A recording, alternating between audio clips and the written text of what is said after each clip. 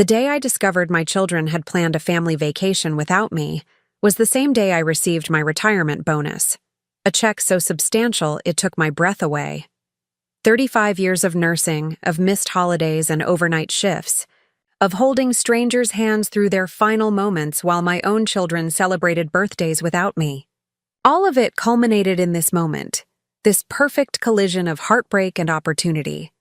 As I sat at my kitchen table, staring at the email from James with its thoughtlessly attached vacation itinerary that didn't include my name, I made a decision. If I wasn't good enough for their family vacation, perhaps I was finally good enough for the life I'd always put on hold. My fingers trembled as I clicked confirm on the luxury Mediterranean cruise I'd been eyeing for years. Sometimes, the most powerful thing you can do is choose yourself, especially when no one else will. Before we jump back in, tell us where you're tuning in from. And if this story touches you, make sure you're subscribed, because tomorrow I've saved something extra special for you. I always believed that sacrifice was the purest form of love. That's what my mother taught me, watching her care for my father as Parkinson's slowly claimed him. That's what I carried into my marriage with Frank, working night shifts at Portland County Hospital while he pursued his business dreams. And it's what defined my relationship with my children, James and Diane, after Frank died suddenly when they were just 10 and 7. My name is Eleanor Parker, Ellie to my friends, Mom to my children, and Nana to my grandchildren. For 35 years, I was also Nurse Parker to countless patients who passed through our hospital's intensive care unit. I was the nurse who stayed late, who picked up holiday shifts so others could be with their families, who held phones to dying patients, ears during COVID when their families couldn't enter the hospital. "You're an angel, Ellie," my supervisor would say, approving yet another overtime request. I wasn't an angel. I was a widow with 2 children and a mortgage. Every extra hour meant new shoes for growing feet. Every holiday shift meant college, application fees. Every overnight meant braces and prom dresses and eventually help with down payments on my children's first homes. James became a financial advisor. Ironic, since I'd never managed to accumulate much wealth myself. Diane went into marketing, climbing the corporate ladder with the determination I'd always admired in her. They both married well. James to Melissa, an interior designer whose parents owned half the real estate in our city, and Diane to Thomas, a corporate lawyer whose family vacationed in places I couldn't pronounce. I was proud of them, desperately, achingly proud. The kind of pride that catches in your throat when you sit in the back row of their college graduations wearing the same dress you've carefully maintained for 5 years because new clothes weren't in the budget. The kind of pride that burns when you give them your savings for their house down payments while you continue to live in the same modest 3-bedroom home you've patched and repaired for decades. "Mom, you work too hard," James would say, his concern seemingly genuine. "Mom, you should take a vacation sometime," Diane would suggest, knowing I never had. In my dreams, I traveled. I visited the ancient ruins of Greece, wandered through Italian villages, watched sunsets over the Mediterranean Sea. I kept a travel brochure in my nightstand drawer, its pages worn thin from years of late-night dreaming. But dreams don't pay bills, and my children's needs always came first. Dr. Robert Chen, my colleague and friend for over 20 years, never understood my relentless self-sacrifice. "Ellie, your children are adults now," he'd remind me over coffee, in the hospital cafeteria. "When will you start living for yourself?" I'd smile and change the subject. Living for myself seemed selfish when my children still needed me, or at least when I believed they did. When James and Melissa had the twins, Zach and Emma, I used all my vacation days to help them adjust. When Diane had Sophie, I drove to Rao, Seattle every weekend for 3 months. When the children needed a sitter, I rearranged my schedule. When they needed money for private schools, I dipped into what little savings I had. "Mom's always there when you need her," James once said at Thanksgiving dinner, raising a glass in my direction. The compliment warmed me then, Later, I would understand it differently. By the time I turned 62, my body had begun to protest the decades of 12-hour shifts and emotional labor. My knees ached from years of standing. My back spasmed from lifting patients. The hospital was offering early retirement packages, and Dr. Chen urged me to consider it. "You've given enough, Ellie," he said, his eyes kind behind his glasses. "It's time." I worried about money. Nurses' pensions aren't particularly generous. But I had managed to save a little over the years. Not enough for luxury, but enough for modest comfort if I was careful. Besides, I reasoned, retirement would give me more time with my grandchildren, more opportunities to be useful to my busy children. My retirement party was small but heartfelt. The ICU staff presented me with a plaque commemorating my service. Dr. Chen gave me a first-edition copy of my favorite novel. My children sent flowers with a card signed by all of them, though neither could attend due to unmissable work commitments. That night, alone in my house with my plaque and my book and my flowers, I felt a strange hollowness I couldn't quite name. It wasn't sadness exactly. It was more like standing in a room where furniture has been removed, a sense of absence where something solid used to be. The first few weeks of retirement were disorienting. I kept waking at 5 a.m. reaching for scrubs that weren't there. I called the hospital twice to check on patients before remembering they weren't my responsibility anymore. I waited for my children to call, to ask for help with the grandkids now that I had free time. Those calls rarely came. "We've got a nanny. Now, Mom," James explained when I offered to watch the twins during their spring break. "It's easier with our schedules." "Sophie's in this amazing day camp," Diane told me when I suggested visiting for a week. "She's barely home, and our guest room is being renovated." I tried not to feel hurt. They had their own lives, their own routines. They didn't need me the way they once had. This was natural, healthy even. Wasn't this what I'd worked for? Their independence? Their success? Then came the retirement bonus. The hospital's board had approved additional packages for long-term employees, and as one of the longest-serving nurses, my amount was substantial, $175,000. When I received the notification, I actually called Human Resources to confirm it wasn't a mistake. "No mistake, Nurse Parker," the HR director assured me. "The board specifically mentioned your dedication during COVID. Consider it hazard pay, retroactively awarded." That same day, I received an email from James. The subject line read, "Winter family vacation plans. Please keep dates open." My heart lifted. Perhaps they did want to include me in their lives after all. I opened the attachment, a detailed itinerary for a 2-week stay at an exclusive ski resort in Aspen. The document listed accommodations for James, Melissa, the twins, Diane, Thomas, Sophie, and Melissa's parents, Howard and Patricia. There was no mention of me. Thinking it must be an oversight, I called James immediately. "Oh, Mom," he said, his voice heavy with that particular tone people use when explaining something obvious to someone slow. "I just wanted you to know our dates. So you wouldn't plan anything that week. We'll need you to check on our house while we're gone." I'm not invited? The question sounded pathetic even to my own ears. "It's not really your thing, Mom. It's a ski resort, and, well, at your age. Plus, Howard and Patricia are covering most of the cost, and they wanted it to be just immediate family." "I'm not immediate family?"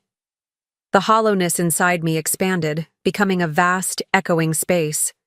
"You know what I mean. Look, we'll do something with you when we get back. Maybe lunch. I've got to run. Client meeting." After he hung up, I sat motionless at my kitchen table, staring at the retirement bonus notification on my laptop screen, and the family vacation itinerary beside it. 35 years of sacrificing my wants, my needs, my dreams for them. 35 years of believing that love meant putting others first. Always. And now, I wasn't even immediate family. My phone pinged with a text from Dr. Chen. Did you get the bonus? Time for that Mediterranean cruise you've always talked about. My cruise. The one I'd dreamed of for decades. The one I'd mentioned so often that my colleagues used to tease me about it. The one I'd never taken because there was always someone else who needed the money more than I needed to see the world. Preparing and narrating this story took us a lot of time, so if you are enjoying it, subscribe to our channel. It means a lot to us. Now back to the story. With fingers that suddenly felt steady, I opened my laptop browser and navigated to a luxury cruise line's website.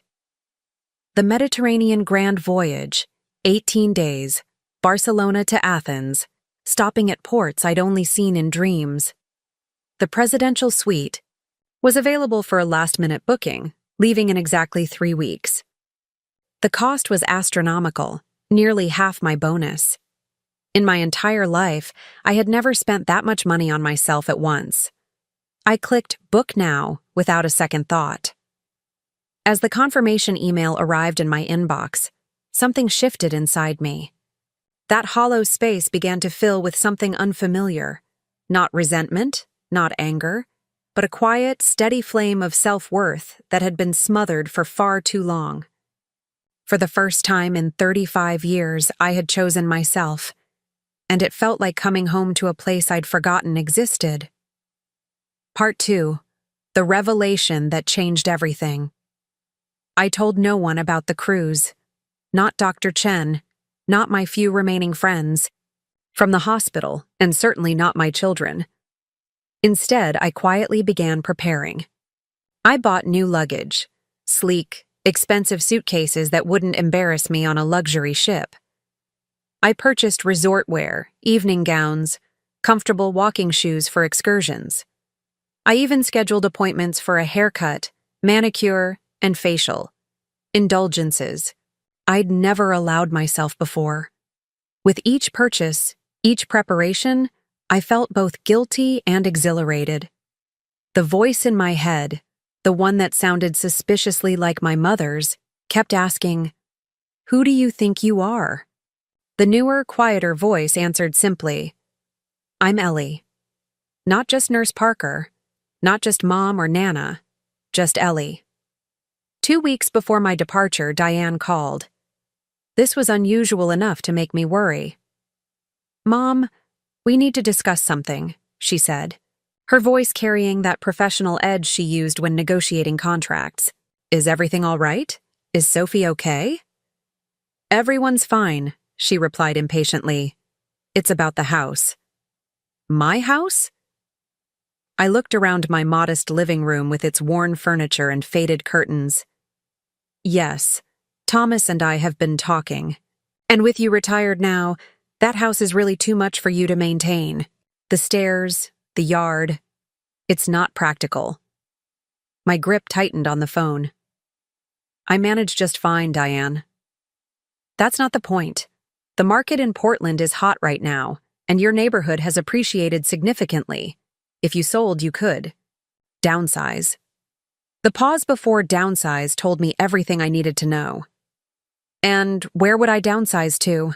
I asked, keeping my voice neutral. "Well," Diane hesitated, "there's a really nice senior living community near James. Very active, lots of people your age. They have nursing care available if you need it." "I'm 62, Diane, not 92, and I'm a nurse, or was until recently. I think I'll know when I need care." She sighed, that weary sound I'd heard her make when explaining something to Sophie. "Mom, be practical. This is about planning for the future. Your pension will only go so far, and we're concerned about your long-term security." Translation: They were concerned about inheriting my house before its value decreased, and they were concerned about potentially having to support me financially later. "I appreciate your concern," I said carefully, "but I'm not ready to move to a senior community. I like my home. I've lived here for 30 years. We're just trying to help, Mom. Think about it, okay? We can discuss it more when we get back from Aspen." After we hung up, I sat in my kitchen, the kitchen where I'd bandaged scraped knees and helped with science projects and cried alone after Frank died, and laughed until tears ran down my cheeks. All this time, I'd been worrying about being useful to my children, and they'd been making plans to warehouse me. The next day, James called. This was clearly a coordinated effort. "Mom, Diane mentioned she talked to you about selling the house," he began without preamble. "She did. And you're not receptive to the idea." "I'm not." He sighed. "Mom, I'm saying this as a financial advisor. Holding on to that house doesn't make sense. You're asset rich and cash poor. You need to liquidate now while the market is favorable. And move to that senior community Diane mentioned. It's really nice, Mom. I've toured it. They have gardening clubs. You like gardening." I looked. Out at my backyard, at the rose bushes I'd planted when James was born, the maple tree we'd planted with Frank's ashes. "I have a garden here, James." "Mom." His voice took on that particular strain of patience that felt like anything but. "We're trying to make sure you're taken care of. Your retirement bonus won't last forever." I froze. "How do you know about my retirement bonus?" A pause. "Melissa's cousin works in the hospital administration. She mentioned it." Of course, information traveled quickly when it concerned money. "The bonus is already allocated," I said simply. "Allocated? To what?" His voice sharpened. James, the financial advisor, couldn't fathom his fiscally cautious mother having already spent a large sum. "My future," I replied. "Mom, tell me you didn't do something foolish with that money. That needs to be your safety net." The condescension in his voice, the absolute certainty that I, who had managed to raise 2 children alone on a nurse's salary, couldn't possibly make sound financial decisions, ignited something in me. "James, I've managed my finances for 35 years without your advice. I'll continue to do so. But I need to go. I have an appointment." I hung up before he could respond, something I'd never done before. My phone immediately rang. Again. I silenced it and went upstairs to try on the midnight blue evening gown I'd purchased for the captain's dinner on the cruise. Standing before the mirror, I barely recognized myself, not because of the unaccustomed elegance, but because of the straight spine, the lifted chin, the eyes bright with something that looked remarkably like freedom. The calls continued over the next few days, growing increasingly urgent. I let them go to voicemail. The messages evolved from concern to frustration to barely veiled accusations of mental decline. "Mom, we're worried about you. Call us back." "Mom, this behavior isn't like you. We need to talk." "Mom, if you don't call back, we're going to have to come check on you. Is this some kind of cognitive issue? Are you okay?" The last one actually made me laugh out loud. I was more okay than I'd been in decades. Finally, 5 days before my departure, a text arrived from James. "Family meeting tomorrow at Riverside Grill, 6 p.m. Non-negotiable. We've made reservations." The Riverside Grill was one of the most expensive restaurants in Portland, a place I'd never been. Clearly, they were pulling out the big guns. This would be an intervention, Portland upper-middle-class style. I texted back, "I'll be there." That night, I made a few phone calls of my own, to my bank, to my lawyer, and to a real estate agent I'd known for years. By morning, several important changes had been set in motion. I arrived at the Riverside Grill exactly on time, dressed in a new outfit I'd bought for casual evenings on the cruise, tailored pants, a silk blouse, and low heels. I'd had my hair styled that afternoon, not my usual trim at the budget salon, but a proper cut and color at the place where Melissa went. The maitre d' led me to a private dining room where James, Melissa, Diane, and Thomas were already seated, their expressions a unified front of concern. "Mom?" James stood as I entered, his relief evident. "You look different." You've done something to your hair, Diane added, her tone suggesting I'd committed some minor criminal act. I got a haircut, I confirmed, taking my seat. You look well, all of you. Excited about Aspen, I imagine. They exchanged glances. Thomas cleared his throat. Ellie, we've been very concerned about your recent behavior, he began, slipping into his lawyer voice. The missed calls, the sudden decisions about your finances. What decisions exactly? I asked mildly, unfolding my napkin. You mentioned the retirement bonus was allocated, James jumped in. What does that mean? What have you done? With it? I spent it, I said simply. 4 pairs of eyes widened simultaneously. If the situation weren't so painful, it would have been comical. All of it?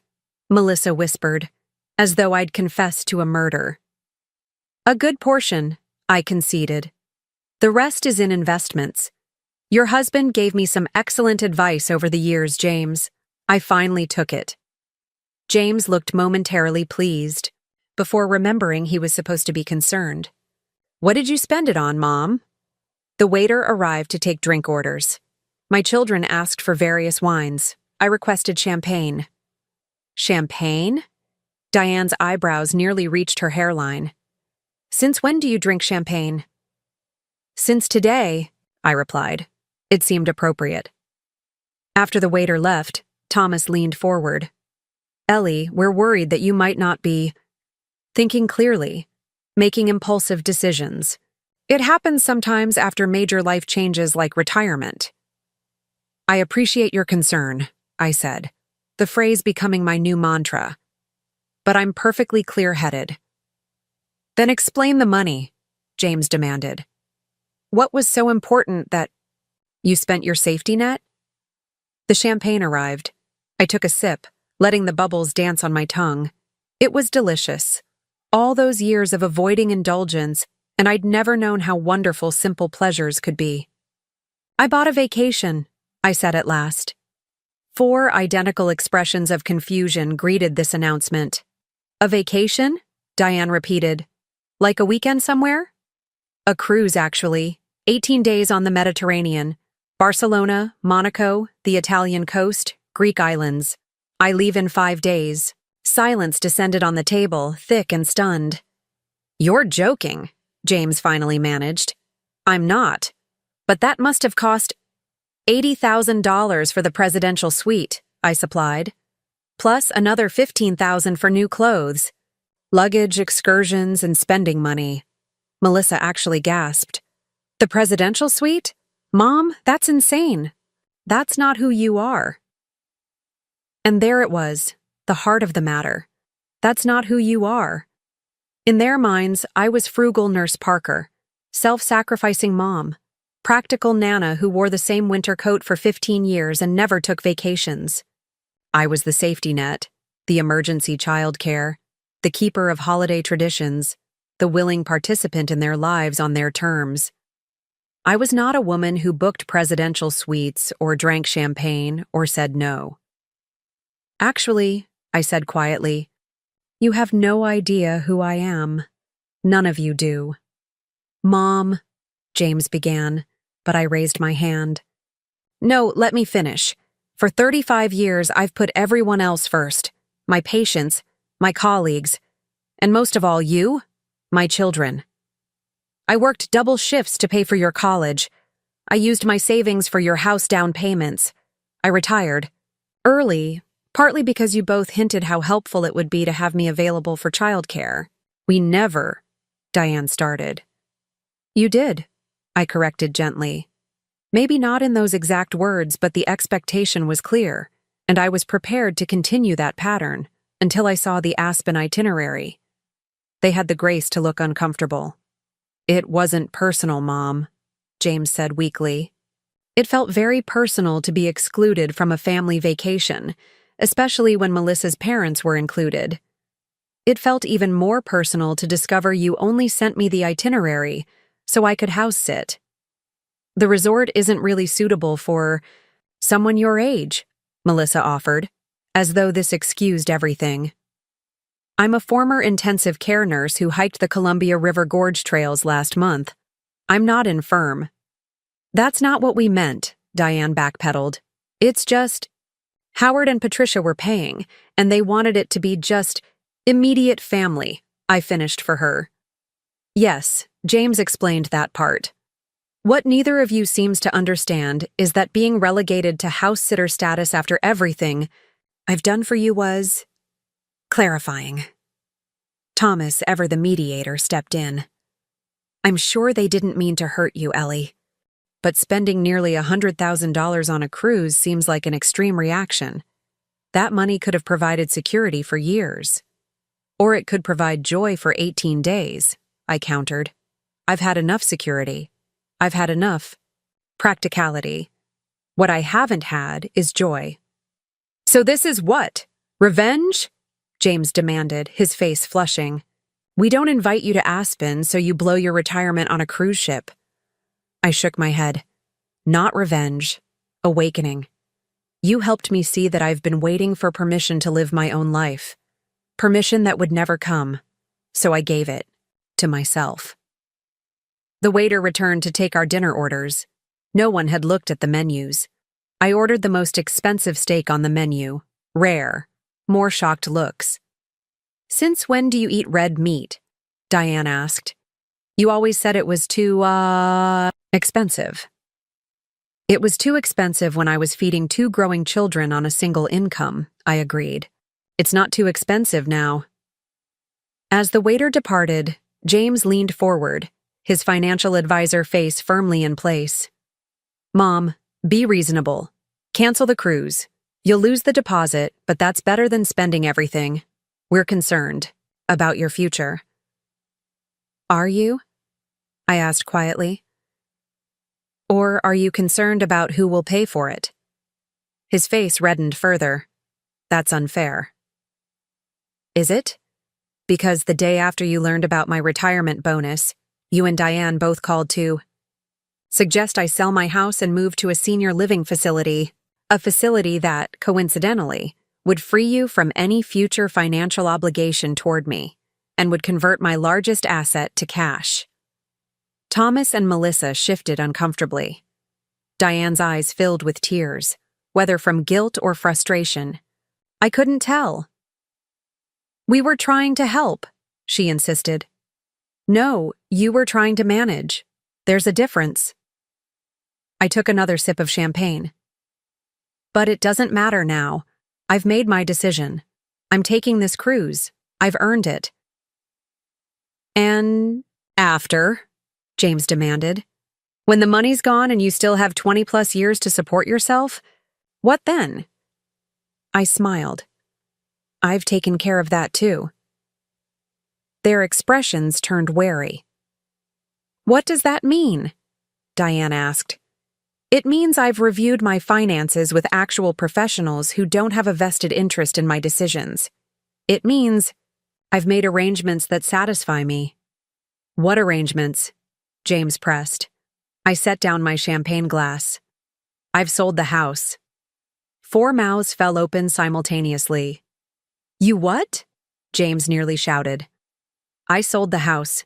The market is excellent, right now, as you both pointed out. The closing is in 3 days. I received an all-cash offer 20% above asking price.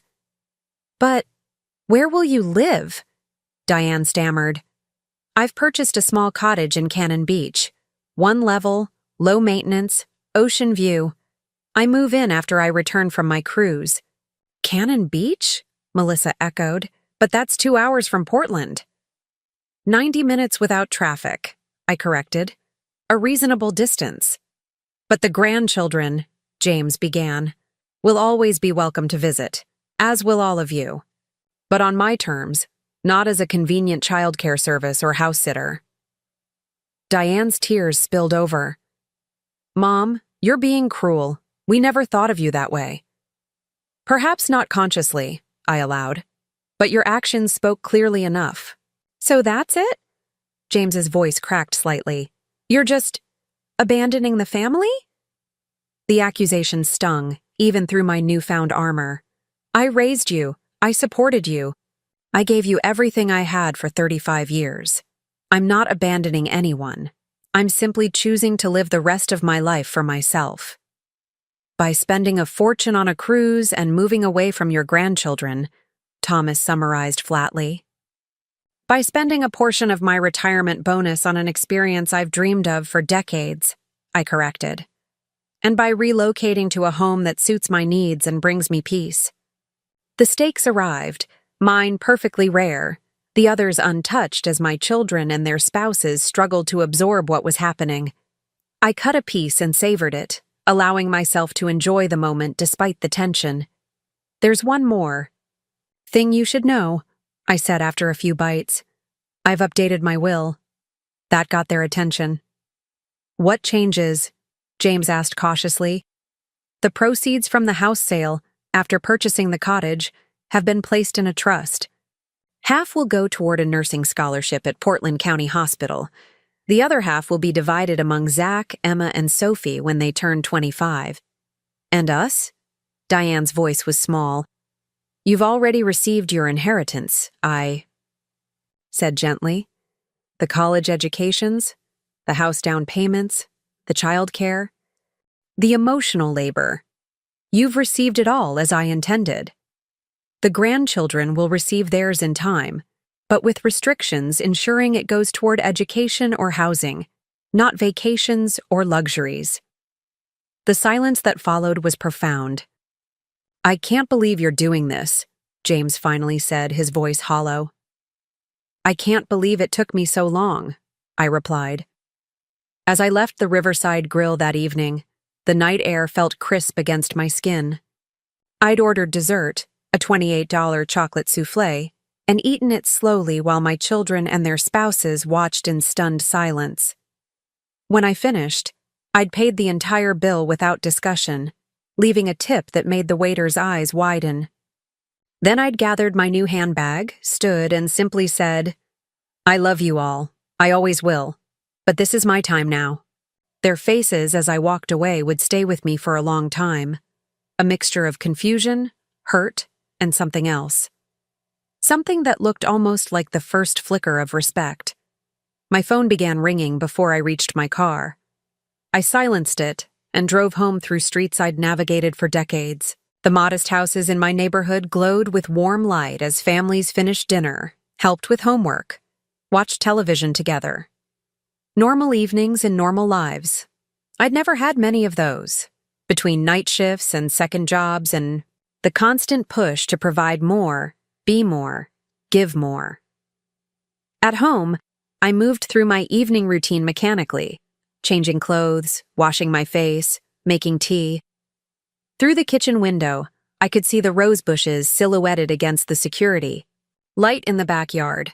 Soon they would belong to someone else. The thought brought a brief pang, quickly replaced by something lighter. I wouldn't have to prune them anymore. I wouldn't have to weed or mow or clean gutters or worry about the aging water heater. I could walk on the beach every morning instead. The calls and texts continued throughout the evening. I scrolled through them once, noting the progression from shock to anger to emotional manipulation. James. Mom, call me back immediately. We're not done discussing this. Diane. I can't believe you blindsided us like this. Is this some kind of midlife crisis? Melissa. The grandchildren will be devastated. How could you move so far away? From them? Thomas. Ellie, let's talk this through rationally. Major decisions shouldn't be made in emotional states. James again. You're throwing away decades of family connections over one misunderstanding. Is that really the legacy you want? Diane again. Mom, Zach asked about you tonight. He wants to know if you're going to his birthday next month. What am I supposed to tell him now? I set the phone aside without responding. Zach's birthday was 3 months away, not next month. Either Diane had forgotten, unlikely, or she was manufacturing emotional leverage. Neither possibility surprised me anymore. The next morning, I awoke to a knock at my front door. When I opened it, Dr. Robert Chen stood on my porch, his expression a mixture of concern and amusement. "I got 3 separate calls about you last night," he said by way of greeting. "Your children seem to think you've lost your mind." I laughed and ushered him inside. "Coffee? Please." As I moved around the kitchen, Robert settled at the table, the same spot he'd occupied during countless conversations over the years. As my colleague and friend, he'd been my sounding board through James's college disciplinary hearing, Diane's difficult pregnancy, and my own moments of doubt and exhaustion. "So," he said as I set a steaming mug before him, "a Mediterranean cruise in the presidential suite?" I smiled. "News travels fast." "James called me at 11 last night. He seemed to think I might have some special insight into your mental deterioration." "And do you?" Robert sipped his coffee thoughtfully. "I think 35 years of putting everyone else first will eventually create a breaking point in even the most selfless person." I nodded, grateful for his understanding. It wasn't even the Aspen trip, not really. It was the house-sitting request, the casual assumption that I should be grateful for whatever scraps of inclusion they offered. "While Melissa's parents were invited on the family vacation," Robert added. James mentioned that detail, though I don't think he realized its significance.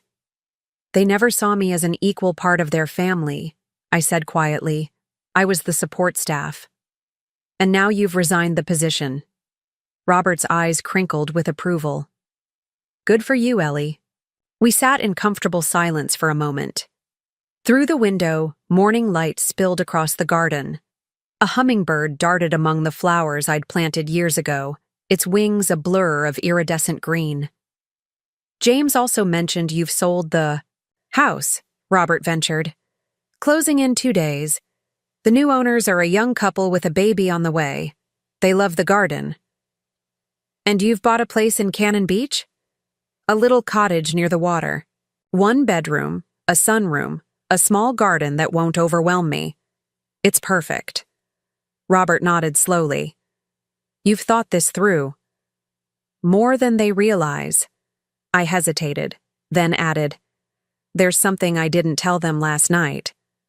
Robert raised an eyebrow questioningly. "The retirement bonus wasn't the only financial windfall I received." His eyes widened slightly. "Oh?" I took a deep breath. This was something I hadn't spoken about to anyone yet. "Do you remember Mrs. Eleanor Whitman? The elderly woman you cared for during COVID? The one who had no family?" I nodded. "She was in the ICU for weeks. I was the only one who could visit her because of the restrictions. I read to her, held her hand, played her favorite music. When she recovered enough to leave, she made me promise to keep in touch." "Which you did, knowing you." "I visited her every Sunday for 2 years. Brought her flowers, groceries, whatever she needed. It wasn't a burden. I enjoyed her company. She had the most amazing stories about traveling the world as a young woman." Robert waited patiently as I gathered my thoughts. "She passed away 6 months ago. Her lawyer contacted me last month. She left me everything, her estate, her investments. Said I was the daughter she never had." "Everything?" Robert echoed. "How much are we talking about?" "Just over $2 million. The coffee mug froze halfway to Robert's lips. $2 million. Ellie, that's a life-changing, I finished for him. "I know. I couldn't believe it either. The lawyer had to show me the paperwork 3 times. "And you haven't told your children?" I shook my head. At first I was in shock. Then I was planning how to divide it among them and the grandchildren. But after the Aspen email, after seeing how quickly they moved to manage my retirement bonus, I decided to wait, to think clearly about what I wanted. Hence the cruise, the cottage. Yes, but those came from the retirement bonus and the house sale. I haven't touched Mrs. Whitman's money. Robert leaned back in his chair, studying me with new eyes. $2 million. You could go anywhere, do anything. I know. A smile tugged at my lips. And I intend to, just not in the way they might expect. The doorbell rang, interrupting our conversation. I glanced at the clock, barely 9 in the morning. When I peered through the curtains, I saw James's car in the driveway. "It's James," I told Robert. "Apparently we're moving to the next phase of the intervention." Robert stood. "Want me to stay?" I considered for a moment, then shook my head. "I can handle this, but thank you for checking on me." "Always." He squeezed my shoulder as he passed. "Call me when you get back from your cruise. I want to hear all about it." I opened the door as Robert was leaving. James looked surprised to see him. "Dr. Chen," he nodded, then turned to me with accusation in his eyes. "You'll answer his calls, but not mine?" "He didn't call," I replied calmly. "He stopped by to check on me because you called him at 11 o'clock last night, suggesting I might be experiencing cognitive decline." James had the grace to look embarrassed. "I was worried about you." "No, you were upset that I made decisions without consulting you." "There's a difference." I stepped back from the doorway. "Would you like to come in? I just made coffee." He entered warily, as though entering unfamiliar territory rather than the home he'd grown up in. Perhaps it was unfamiliar now, his mother, making independent decisions, speaking her mind, refusing to be managed. In the kitchen, I poured him coffee and took a seat across from him at the table.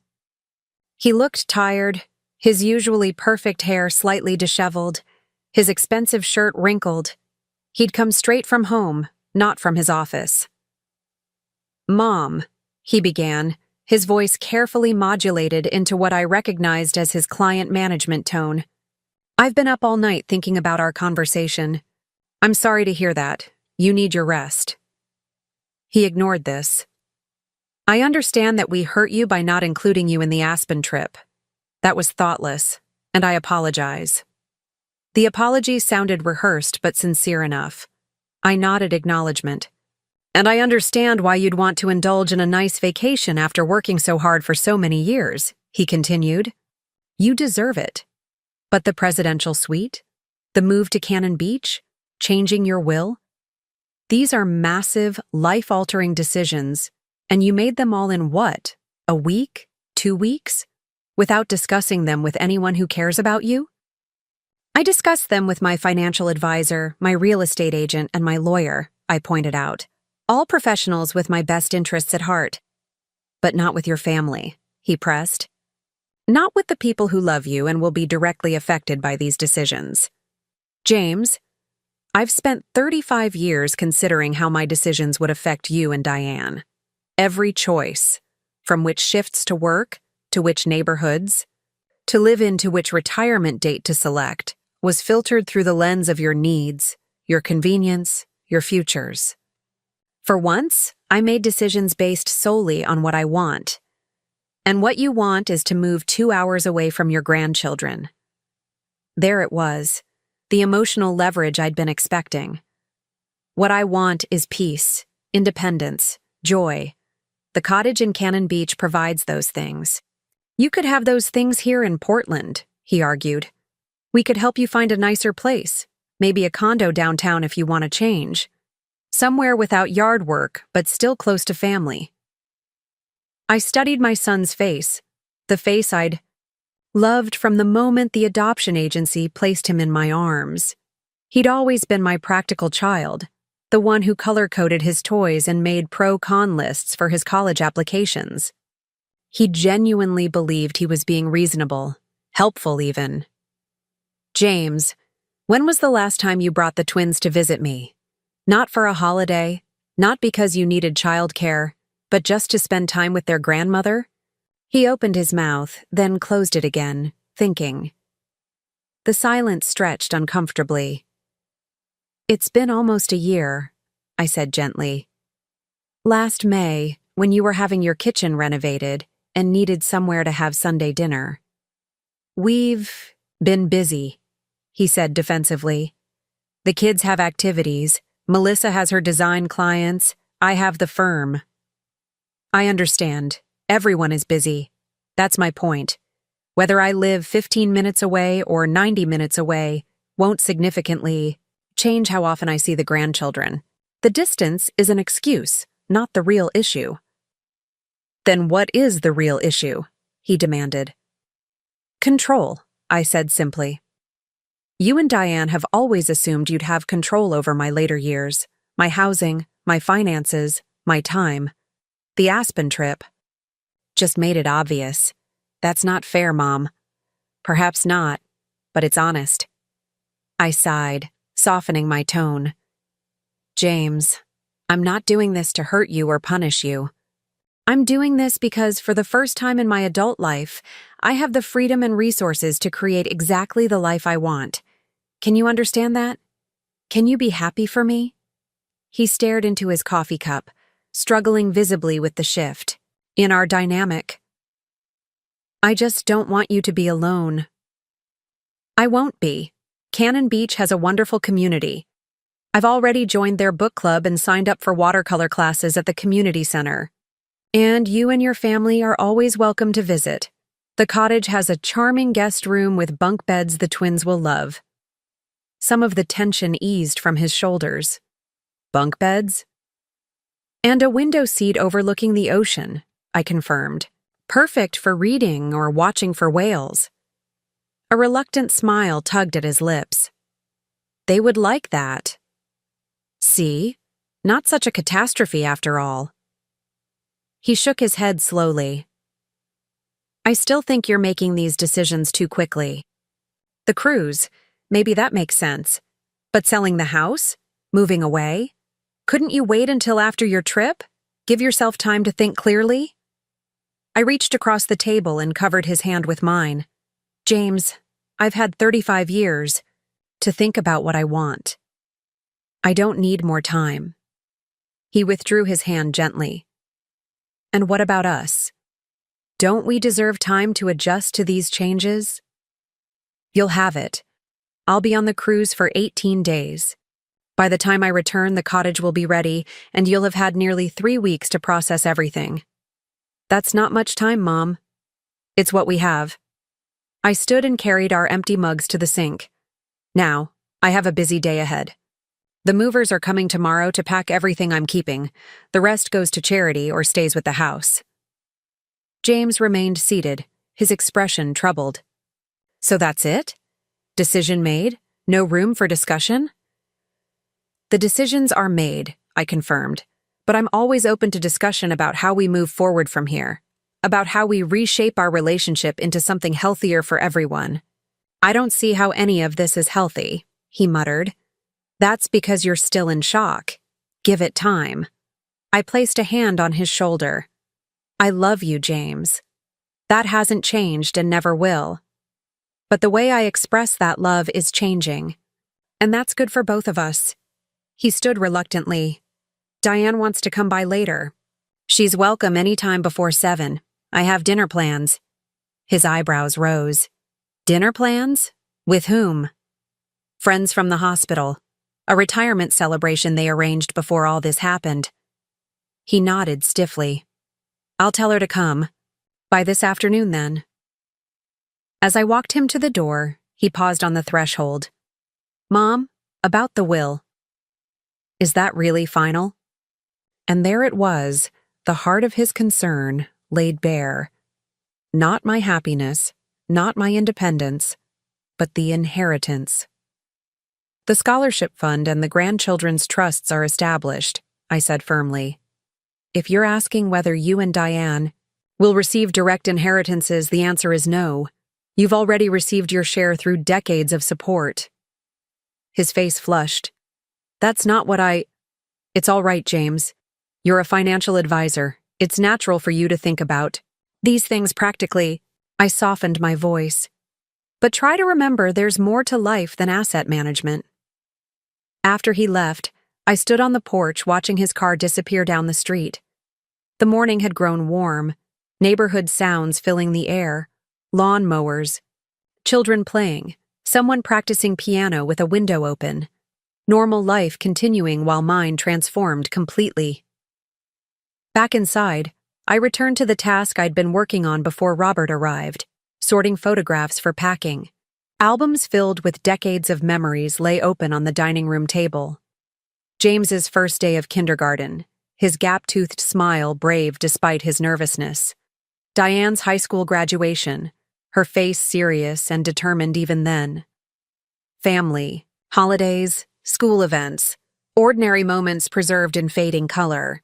I wasn't leaving these memories behind. They would come with me to the cottage, carefully packed and preserved.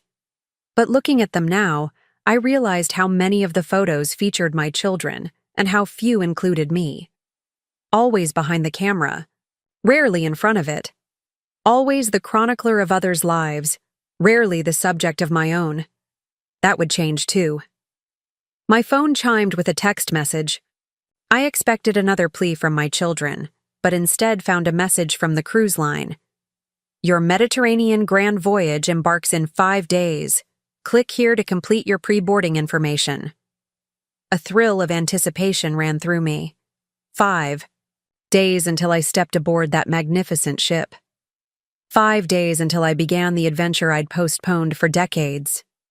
The front doorbell rang again. This time, I found Diane on the porch, her expression a careful mask of neutrality. Unlike James, she'd come prepared, dressed immaculately in one of her power suits, hair perfectly styled. James said you were available this afternoon, she said by way of greeting. I gestured her inside. Would you like tea or something stronger? Her eyebrows rose slightly at the latter offer. I never kept alcohol in the house when they were growing up. Another small economy to stretch the budget. Tea is fine, she said, following me to the kitchen. As I filled the kettle, she glanced around, noting the empty spaces where small appliances had already been packed. So you're really going through with this. The movers come tomorrow, I confirmed. The new owners take possession the day after. Diane accepted the mug of tea I offered but didn't drink. Mom, I need to understand something. Are you angry? With us? Is this some kind of punishment? I sat across from her, considering my answer carefully. I'm not angry, Diane. Disappointed, perhaps. Sad, certainly. But not angry. Then why the rush? Why sell the house so quickly? Why move so far away? It's not far, I pointed out. And as for the timing, when you know what you want, why wait? She frowned. Because major life decisions deserve careful consideration. Because those decisions affect other people. Because you feel entitled to input on my choices, I finished for her. Her frown deepened. That's not fair, isn't it? You and James had no problem making decisions that affected me without my input. The Aspen trip, the discussion about selling my house and moving me to a senior facility. That was different, she protested. We were trying to help. By making decisions for me, not with me. I sipped my tea, allowing the silence to stretch. Diane had always been uncomfortable with silence. It was often the quickest way to get her to reveal her true thoughts. Fine, she eventually said. We should have included you in the Aspen plans. That was thoughtless. But using that as justification for upending your entire life seems extreme. It wasn't justification, Diane. It was illumination. It showed me very clearly how you and James view my place in your lives. Her shoulders tensed. And how is that exactly? As an accessory, a convenience, someone whose needs and wants are secondary to yours. That's cruel, Mom. Perhaps. But is it untrue? She stared into her untouched tea. We love you. I know you do in your way, but love without respect isn't enough. Her head snapped up. We respect you. Do you? When have you ever asked what I want for my future? What dreams I might have deferred while raising you? What I might want to do with my retirement years besides babysit and house sit? She opened her mouth, then closed it again, realizing she had no answer. That's not disrespect, she finally said. It's just, you've always been Mom. Steady, predictable, practical mom. We never thought you wanted anything different. Because you never asked. Diane's composure finally cracked. Okay, I'm asking now. What do you want, Mom, besides expensive cruises and beach cottages? I considered the question, the first time either of my children had actually asked. It. I want to travel while I'm still healthy enough to enjoy it. I want to see sunsets over the Mediterranean and sunrises over the Pacific. I want to take art classes and join book clubs and make friends who know me as Ellie, not just as someone's mother or grandmother. I want to stop dividing my life into tiny portions to serve everyone else's needs. And you think moving to Cannon Beach will give you all that? It's a start. The cruise is a start. The rest will unfold as I go. Diane set down her mug with a sharp click. And what about us? What about Sophie? She adores you. Sophie will always be welcome in my home. So will you. But on an honest basis, because you want to see me, not because you need something from me. A hint of color rose in Diane's cheeks. That's not fair. We don't just see you when we need something. When was the last time you brought Sophie to visit me without asking me to watch her while you ran errands or attended an event? Like, James before her, Diane couldn't answer. I softened my voice. I'm not saying this to hurt you. I'm saying it because it's time for honesty between us. I've enabled this dynamic as much as you've perpetuated it. That's on me. But it changes now. Because of one family vacation? Her voice held a note of disbelief. Because it's time. Because I finally have the courage and the resources to create the life I want, not just the life that's left over, after meeting everyone else's needs. Diane was silent for a long moment, turning her mug in slow circles. Finally, she asked, "Do you even want to be a grandmother anymore?" The question sliced through me like a knife. How can you ask that? I adore those children. Nothing could change that. But you're choosing to move away from them, to prioritize. What? Ocean views? Art classes? Over being present in their lives? I'm choosing to be fully present in my own life, I corrected. Something I haven't done in 35 years. The children will benefit from knowing a grandmother who's whole and fulfilled, not just available on demand. Diane shook her head slowly. I don't understand you anymore. Perhaps you never did. I reached across the table, offering my hand. But we have time. We can learn to know each other as adults, as whole people beyond our roles. She didn't take my hand. This feels like abandonment, Mom. I know, and I'm sorry for that. But sometimes growth requires space. Diane stood abruptly. I should go. Thomas is waiting in the car. He could have come in, I pointed out. He thought, it might be better if we talked alone. She gathered her purse, avoiding my eyes. When do you leave for the cruise? Monday morning. My flight to Barcelona leaves at 10. She nodded, adjusting her jacket. Will you at least send us photos? Let us know you're safe? Of course. I followed her to the door. Diane, this isn't goodbye. It's just change. We'll find our way through it. She paused on the threshold, finally meeting my eyes. James thinks you'll change your mind after the cruise, that you'll realize moving away from family is a mistake. And what do you think? A ghost of a smile touched her lips. I think we've underestimated you for a very long time, Mom. I think you know exactly what you're doing.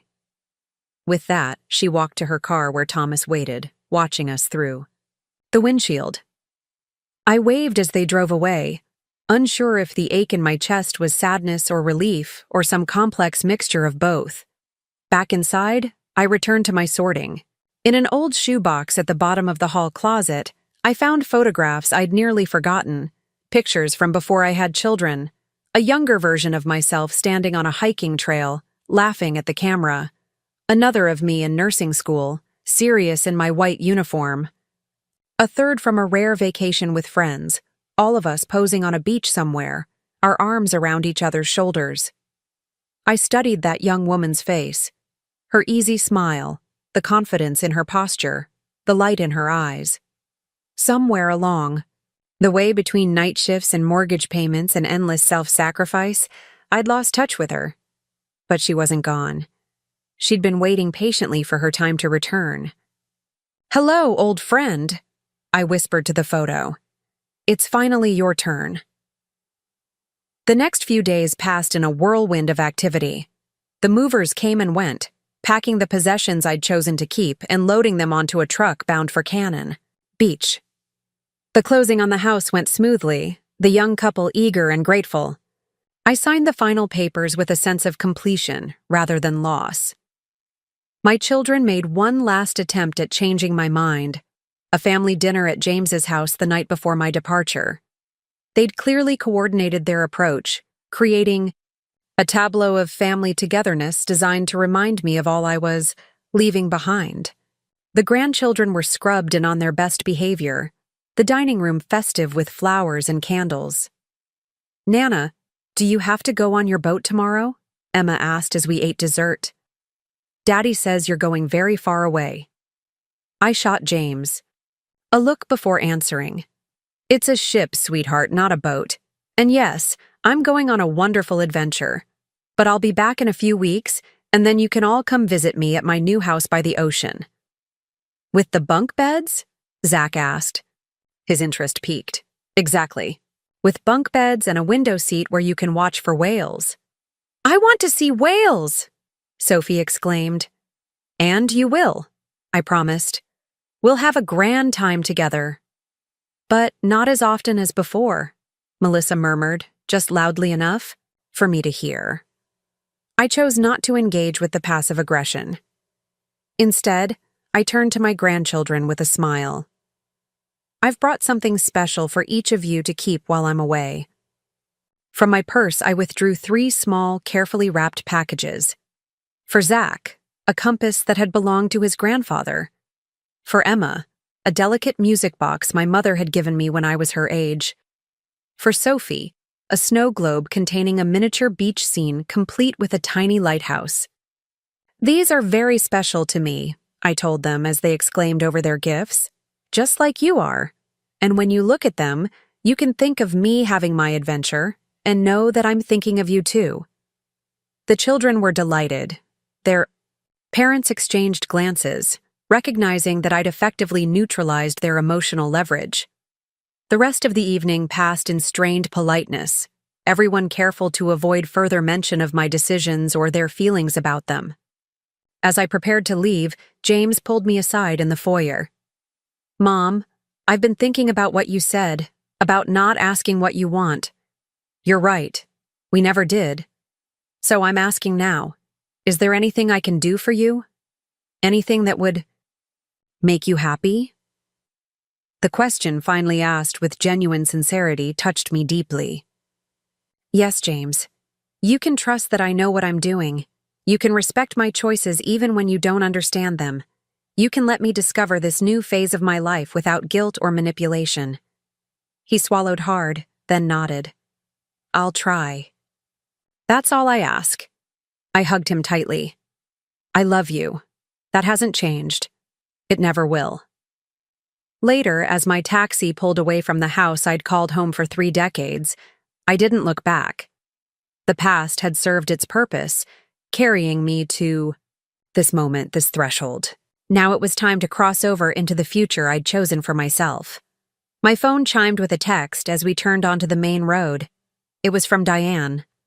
"Safe travels, Mom. Send pictures of the Mediterranean sunsets." Perhaps it was a peace offering. Perhaps it was simply resignation. Either way, it felt like a beginning rather than an end.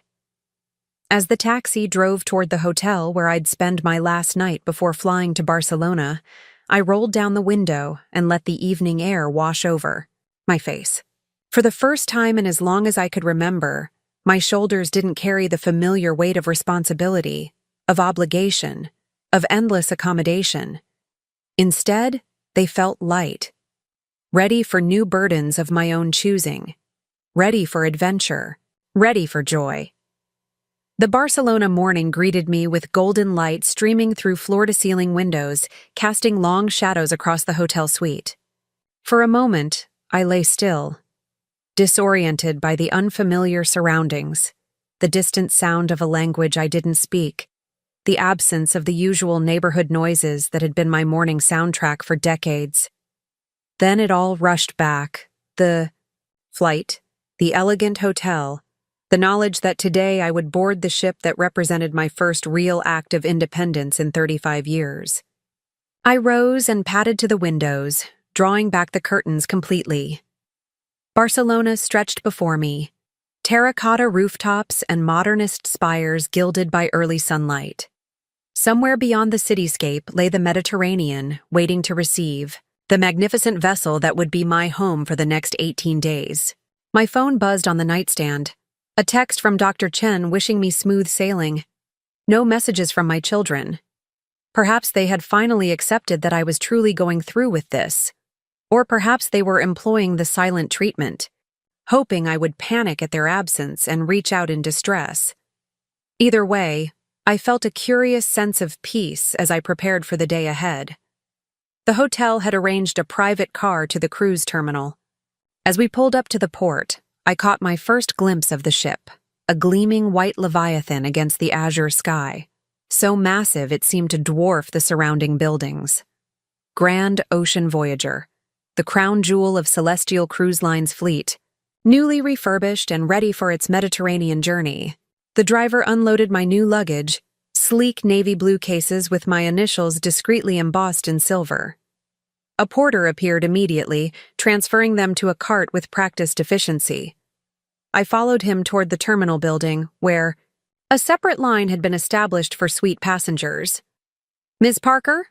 A young woman approached, tablet in hand. "I'm Valeria, your personal concierge for the voyage. If you'll follow me, we have a private lounge where you can complete your check-in while enjoying refreshments." The VIP treatment was jarring after a lifetime of economy class and budget accommodations, but I determined to embrace it without apology. I deserved this. I had earned it through decades of sacrifice and service. The check-in process was swift and seamless. Before I knew it, Valeria was escorting me onto the ship, bypassing the lines of regular passengers waiting to board. We entered, through a soaring atrium where crystal chandeliers cast rainbow prisms across marble floors. A string quartet played softly near a grand staircase, the notes of Mozart floating upward to a domed ceiling painted with celestial scenes. "Your suite is on deck 14, our highest accommodation level," Valeria explained as we entered a private elevator. "You'll have access to the Celestial Lounge, our exclusive restaurant for suite guests, as well as priority reservations at all specialty dining venues." The elevator doors opened directly into a private hallway with only 4 doors. Valeria led me to the farthest one, sliding a keycard into the slot. "Welcome to the presidential suite, Ms. Parker." The door swung open to reveal a space so luxurious it momentarily took my breath away. Floor-to-ceiling windows showcased a panoramic view of Barcelona's harbor. A living room with elegant furnishings flowed into a dining area that could comfortably seat 6. Beyond that, a set of double doors stood open, revealing a bedroom with the largest bed I'd ever seen, draped in fine linens. "This is the main salon," Valeria said, moving further into the space. "Through here is the master bedroom with ensuite bathroom, featuring both a soaking tub and a separate rain shower. The walk-in closet is to your right. There's a guest powder room near the entrance, and this door leads to your private veranda."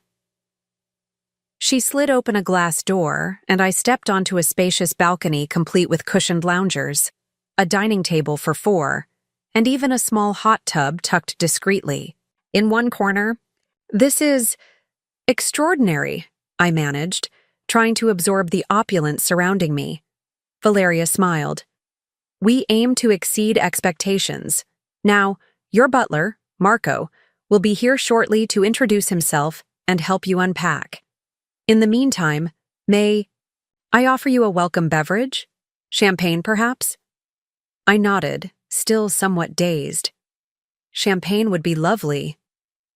She moved to a built-in bar and produced a bottle from a small refrigerator. The cork released with a discreet pop, and she poured the golden liquid into a flute. Your luggage will arrive momentarily. Is there anything else you need right now? I shook my head, accepting the champagne. This is perfect, thank you. After Valeria departed, I wandered through the suite, trailing my fingers over fine fabrics and polished surfaces. The bathroom was larger than my kitchen at home, clad entirely in marble with gold fixtures. The closet could have housed my entire wardrobe 3 times over. Even the smallest details spoke of luxury.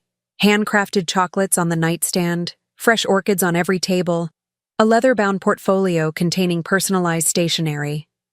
I carried my champagne to the veranda and settled into a lounger, facing the harbor. Barcelona shimmered in the late morning sun, its architecture a testament to centuries of history, art, and human aspiration. Somewhere in that beautiful city, thousands of tourists were dutifully checking off must-see attractions on their itineraries. I had no such obligations. For the first time in my adult life, my time was entirely my own. The realization was simultaneously terrifying and exhilarating. A discreet knock interrupted my reverie. I returned to the living room to find a distinguished man in a formal uniform waiting just inside the door. Ms. Parker, I am Marco, your butler for the duration of your voyage. His accent was Italian, his manner both warm and professional. I see your luggage has arrived. With your permission, I will unpack for you and press anything that requires attention. Another novel experience, having someone else handle such intimate tasks. After a moment's hesitation, I nodded. Thank you, Marco. That would be very helpful. He smiled, recognizing my uncertainty. This is your first cruise? Is it that obvious? Not at all. But I have served many guests over the years, and there is a particular look of wonder that first-time cruisers often wear. It is my favorite expression to see. His kindness put me at ease. Well, you've caught me. This is not only my first cruise, but my first real vacation in a very long time. Then we must ensure it is exceptional. He gestured toward the dining table, where a leather folio lay open. I have taken the liberty of making some preliminary dinner reservations for you, but of course, these can be adjusted to suit your preferences. The captain's welcome dinner is tomorrow evening. Formal attire is customary. Tonight, perhaps you would enjoy Celestial, our private restaurant for suite guests. It offers a tasting menu that changes daily. I glanced at the dining schedule he had prepared.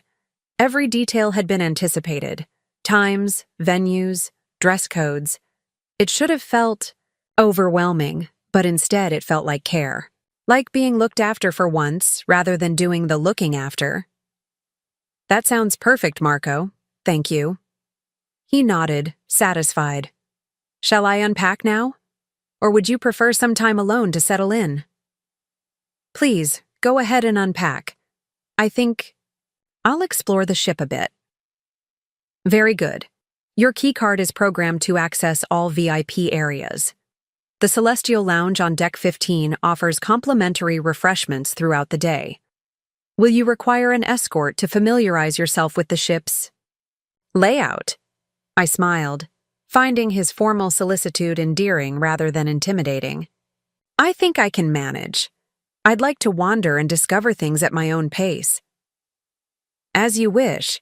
I will be finished with your unpacking by the time you return. Please do not hesitate to call if you require anything at all. As Marco disappeared into the bedroom with my luggage, I collected my purse and keycard and ventured out to explore my floating palace. The Grand Ocean Voyager was a city unto itself, with 16 decks of restaurants, lounges, theaters, shops, and recreational facilities. I wandered through public spaces adorned with art collections worthy of a metropolitan museum. I discovered hidden alcoves with panoramic views, libraries stocked with leather-bound classics, cafes serving exotic coffees from around the world, In a secluded corner of Deck 12, I found a small gallery exhibiting works by local artists from our upcoming ports of call. The curator, a vivacious woman named Isabella, was delighted to find someone interested in the stories behind the pieces. Most passengers only visit on the night of the champagne reception, she confided, showing me a striking abstract inspired by Gaudi's architecture. They see the free drinks, not the art. We chatted easily about the Barcelona art scene, about how creative expression changes with age and experience. When I mentioned I'd be taking watercolor classes at my new home in Cannon Beach, she insisted on showing me a collection of seascapes by a Greek artist who would be joining the ship in Santorini to teach a master class. "You must sign up," she urged. "His technique for capturing light on water is extraordinary." The idea of learning from a master artist while sailing the Aegean was irresistible. I added my name to the class list, feeling a small thrill at committing to something purely for my own enrichment. By late afternoon, gentle vibrations signaled the ship's preparation for departure. I returned to my suite to find the unpacking complete, my clothes neatly arranged in the closet, my toiletries artfully displayed in the bathroom. Marco had left a note indicating he would return at 7 Gand to escort me to dinner if desired. I chose a simple dress from the closet, one of my new purchases, a flowing silk in deep teal that complemented my silver hair. After dressing, I returned to the veranda to watch Barcelona recede as we sailed from the harbor. The departure was majestic, the massive ship gliding silently from its berth, the city's landmarks sliding past in stately procession. Church spires and modern skyscrapers alike diminished as we moved further into open water. Smaller vessels gave way before us, their passengers waving in the time-honored tradition of seafarers. As the coastline became a thin strip on the horizon, I felt a curious mixture of emotions. A tinge of melancholy at leaving solid ground behind, coupled with a surging exhilaration at the adventure ahead. This must be how early explorers felt, I thought, venturing into the unknown with equal measures of trepidation and wonder. The dinner at Celestial was unlike any dining experience I'd had before. A 7-course tasting menu featuring molecular gastronomy, wine pairings selected by a sommelier who explained each choice with poetic enthusiasm, service so attentive it bordered on prescient. I was seated at a table for one but never felt alone. The maitre d' introduced me to fellow diners at nearby tables, a retired judge from London, a widowed art collector from Vienna, a professor emeritus of literature, and his wife celebrating their 50th anniversary. Conversation flowed as freely as the wine. No one asked about my children or grandchildren. No one questioned why I was traveling alone. Instead, they asked about my interests, my impressions of Barcelona, my thoughts on the books displayed in the ship's library. For the first time in decades, I was seen not as a mother or grandmother or nurse, but simply as Ellie, a woman with her own mind, her own tastes, her own presence in the world. When I returned to my suite, I found the bed turned down, soft music playing, and a handwritten note from Marco wishing me sweet dreams. On the nightstand, a small box of artisanal chocolates and tomorrow's program of activities awaited my review. I stepped onto the veranda one last time before retiring. The night was perfect, stars scattered across the velvet sky, the ocean a dark expanse broken only by the ship's reflections on the water. I breathed deeply, filling my lungs with salt air and possibility. This was freedom. This was what I had worked for, sacrificed for, without ever allowing myself to imagine I might experience it. For so long, I had been defined by what I gave to others. Now, for these precious days, I would discover who I was when I gave to myself instead. I slept more soundly that night than I had in years, rocked by the gentle motion of the ship, unburdened by responsibility or obligation.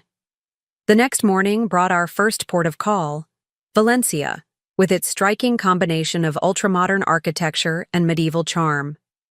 I had signed up for a small group walking tour focusing on the city's food, culture. Our guide, Manuel, led us through the sprawling central market, where merchants proudly displayed local produce, fresh seafood, and regional specialties. This building is over 100 years old, Manuel explained, gesturing to the ornate ironwork, and stained glass overhead. But the market itself has operated on this site since the 13th century. We sampled Valencia oranges, their juice sweeter than any I'd tasted before. We tried artisanal cheeses, cured hams, fresh-baked breads still warm from the oven. Manuel taught us to drink horchata, a traditional beverage made from tiger nuts, in tiny ceramic cups at a cafe that had served it the same way for generations. By afternoon, we had moved from the market to small specialty shops tucked away in narrow side streets. In a tiny bakery known only to locals, we watched a third-generation pastry chef create traditional fartons, elongated sweetbread designed specifically for dipping in horchata. "You must try with your hands, not just your eyes," the baker insisted, inviting us to feel the dough's elasticity before it went into the oven. I rolled up my sleeves and plunged my hands into the soft mass, laughing as flour dusted my new dress. The tactile pleasure of creating something with my own hands reminded me of nursing, the importance of touch, of physical presence in a world increasingly dominated by digital distance. When we returned to the ship late that afternoon, I carried with me not only the packages of sweets I'd purchased, but also a deeper appreciation for Valencia's culinary heritage and the artisans who preserved it. I had always enjoyed cooking, but it had primarily been a utilitarian activity, feeding my family within the constraints of a tight budget.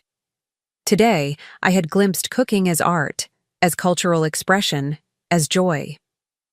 The captain's welcome dinner that evening was a formal affair. I wore the midnight blue evening gown I'd purchased specifically for this occasion, its subtle beating catching the light with every movement. As I examined my reflection in the suite's full-length mirror, I barely recognized myself. The woman who gazed back had a straight spine, a lifted chin, an expression of quiet confidence that had been absent for too long. Marco escorted me to the grand dining room, where officers in dress uniforms greeted passengers at the entrance. I was seated at a table hosted by the chief engineer, a Norwegian named Henrik, with a dry wit and a talent for making technical explanations accessible to laypeople. "Most passengers only care about the ship when something goes wrong," he confided after describing the vessel's propulsion system. "It is refreshing to meet someone who asks how things work when they are working perfectly." The conversation around the table was lively and varied. A neurosurgeon from Toronto described his volunteer work with Doctors Without Borders. A retired ambassador shared diplomatic anecdotes that walked the fine line between discretion and revelation. A celebrated cookbook author discussed the challenges of testing recipes while living on a houseboat. When the inevitable question came, "And what about you, Ms. Parker?" I hesitated only briefly before answering. "I was an intensive care nurse for 35 years, I said. "I specialized in cardiac care, though during COVID we all became viral specialists by necessity." "A nurse!" The ambassador's wife clasped her hands. "My sister was a nurse. Such important work and so underappreciated." "You must have stories that would curl our hair," the cookbook author suggested. I smiled. "Patient confidentiality prevents me from sharing the most dramatic ones, I'm afraid." "But surely you can tell us what drew you to nursing," Henrik prompted. "It is a calling, yes? Not merely a profession." The question was thoughtful, genuine. I considered it carefully before responding. "I became a nurse because I wanted to make a difference in people's lives at their most vulnerable moments," I said slowly. "There's an intimacy to it that few other professions offer. Being present when life begins, when it ends, when it hangs in the balance. You see humanity stripped of pretense, for better or worse." "And now?" the neurosurgeon asked. "What calls to you in retirement?" Another thoughtful question, one I might have deflected a month ago with some self-deprecating comment about, grandchildren, or garden clubs. Now, I answered honestly, I'm discovering that. This cruise is part of the exploration.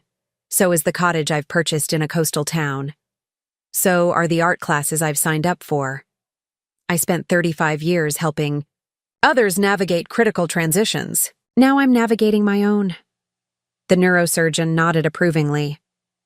The most interesting people are always those in the process of becoming. After dinner, the captain invited all passengers to join him on the open deck for the traditional champagne toast. Under a sky ablaze with stars, he welcomed us officially to the voyage, speaking briefly about the history of the vessel and the journey ahead. For millennia, the Mediterranean has connected civilizations, carried commerce, inspired art, and literature, he said, his voice carrying clearly in the night air. To sail these waters is to follow in the wake of Odysseus, Cleopatra, Marco Polo. It is to traverse a sea that has witnessed the rise and fall of empires, the birth of great religions, the flowering of Renaissance brilliance. May your journey be worthy of such illustrious company. Glasses were raised, champagne sparkled in the moonlight, and the ship's horn sounded a deep bass note that seemed to vibrate through the deck beneath our feet. It was theatrical, certainly, but also genuinely moving, a moment of connection with fellow travelers and with the ancient tradition of seafaring itself. Later, as I made my way back to my suite, I passed the ship's photography gallery, where staff photographers had posted candid shots taken throughout the evening. I paused, scanning the displays without really expecting to find myself among them. Then I saw it. A photograph taken during the captain's toast, capturing me in profile as I raised my glass toward the stars. The woman in the image was smiling, her face illuminated by soft lighting, her posture elegant in the midnight blue. Down. She looked content, sophisticated, at ease with herself and her surroundings. She looked like someone I was just getting to know. I purchased the photograph without hesitation, asking the attendant to deliver it to my suite. It would be the first personal item in my new cottage, a visual reminder of this pivotal moment, this rediscovery of self. The days began to take on a rhythm. Mornings in port exploring ancient cities or picturesque villages, afternoons returning to the ship for lectures or leisure activities, evenings of fine dining and entertainment. In Monaco, I toured the palace and the famous casino, marveling at the concentrated wealth of the tiny principality. In Portofino, I hiked coastal trails that offered breathtaking views of the Italian Riviera. In Rome, I skipped the crowded Colosseum, tour in favor of a visit to Ostia Antica, the remarkably preserved ancient port city where ordinary Romans had once conducted their daily business. Each experience added a new dimension to my understanding of the world and my place in it. I was no longer just reading about history or viewing it through the filtered lens of documentaries. I was walking through it, breathing it in, connecting with it directly. The names from textbooks became real places with distinctive scents, sounds, textures. The abstract became concrete, the distant immediate. Throughout the voyage, I found myself drawn to fellow passengers who traveled with curiosity rather than checklists. An Australian couple who had sold their business to spend 3 years exploring the world. A Japanese architect studying Mediterranean, building techniques. A South African botanist documenting native plants in each port. These were people who approached travel not as consumption, but as engagement, who sought understanding rather than mere sightseeing. In Naples, I declined the popular excursion to Pompeii in favor of a culinary workshop with a local family. In their modest home overlooking the Bay of Naples, 3 generations taught our small group to make proper Neapolitan pizza, revealing secrets passed down through the family for over a century. The dough must breathe, the grandmother insisted, in halting English, demonstrating how to stretch it gently without tearing. You must respect it, like a living thing. Her daughter-in-law, more fluent, translated the finer points while her own children, a boy of about 10 and a girl perhaps, 12, rolled their eyes good-naturedly at their Nona's passionate pronouncements. "She says this every day to everyone," the boy confided as he helped me shape my crust. "Even to us, and we have heard it all our lives." "That's because it's important," his sister countered. "Tradition matters. Their easy banter, the casual, physical affection between the generations, the obvious pride they took in sharing their heritage, all of it created a warmth that went beyond the heat of the pizza oven." For a few hours, we were not tourists and locals, but simply people connected by food, by laughter, by the universal experiences of family and home. As we sat on their terrace eating the fruits of our labor, the grandmother asked through her daughter-in-law why I traveled alone. "My children are grown," I explained. "They have their own families now." She nodded, understanding perfectly. "And now you live for yourself, yes? This is good. This is right." She patted my hand, her skin papery against mine. "We women, we give and give. Then we must take our turn to receive." Her simple validation, from a woman who had likely never traveled further than Rome, brought unexpected tears to my eyes. She saw me, this stranger from another culture, another generation. She recognized my journey because, in some fundamental way, it was universal. On the tender back to the ship, I found myself seated next to the Japanese, architect Hiroshi, who had also chosen the cooking experience over Pompeii. "Did you enjoy the workshop?" he asked, his English precise and formal. "Very much. It was more than cooking. It was a glimpse into a way of life." He nodded, pleased by my understanding. This is why I chose it also. Buildings tell us how people live, but food tells us how they feel. Both are necessary to understand a culture. We continued our conversation as the tender approached the ship, finding common ground in our appreciation for experiences that went beyond the surface of things.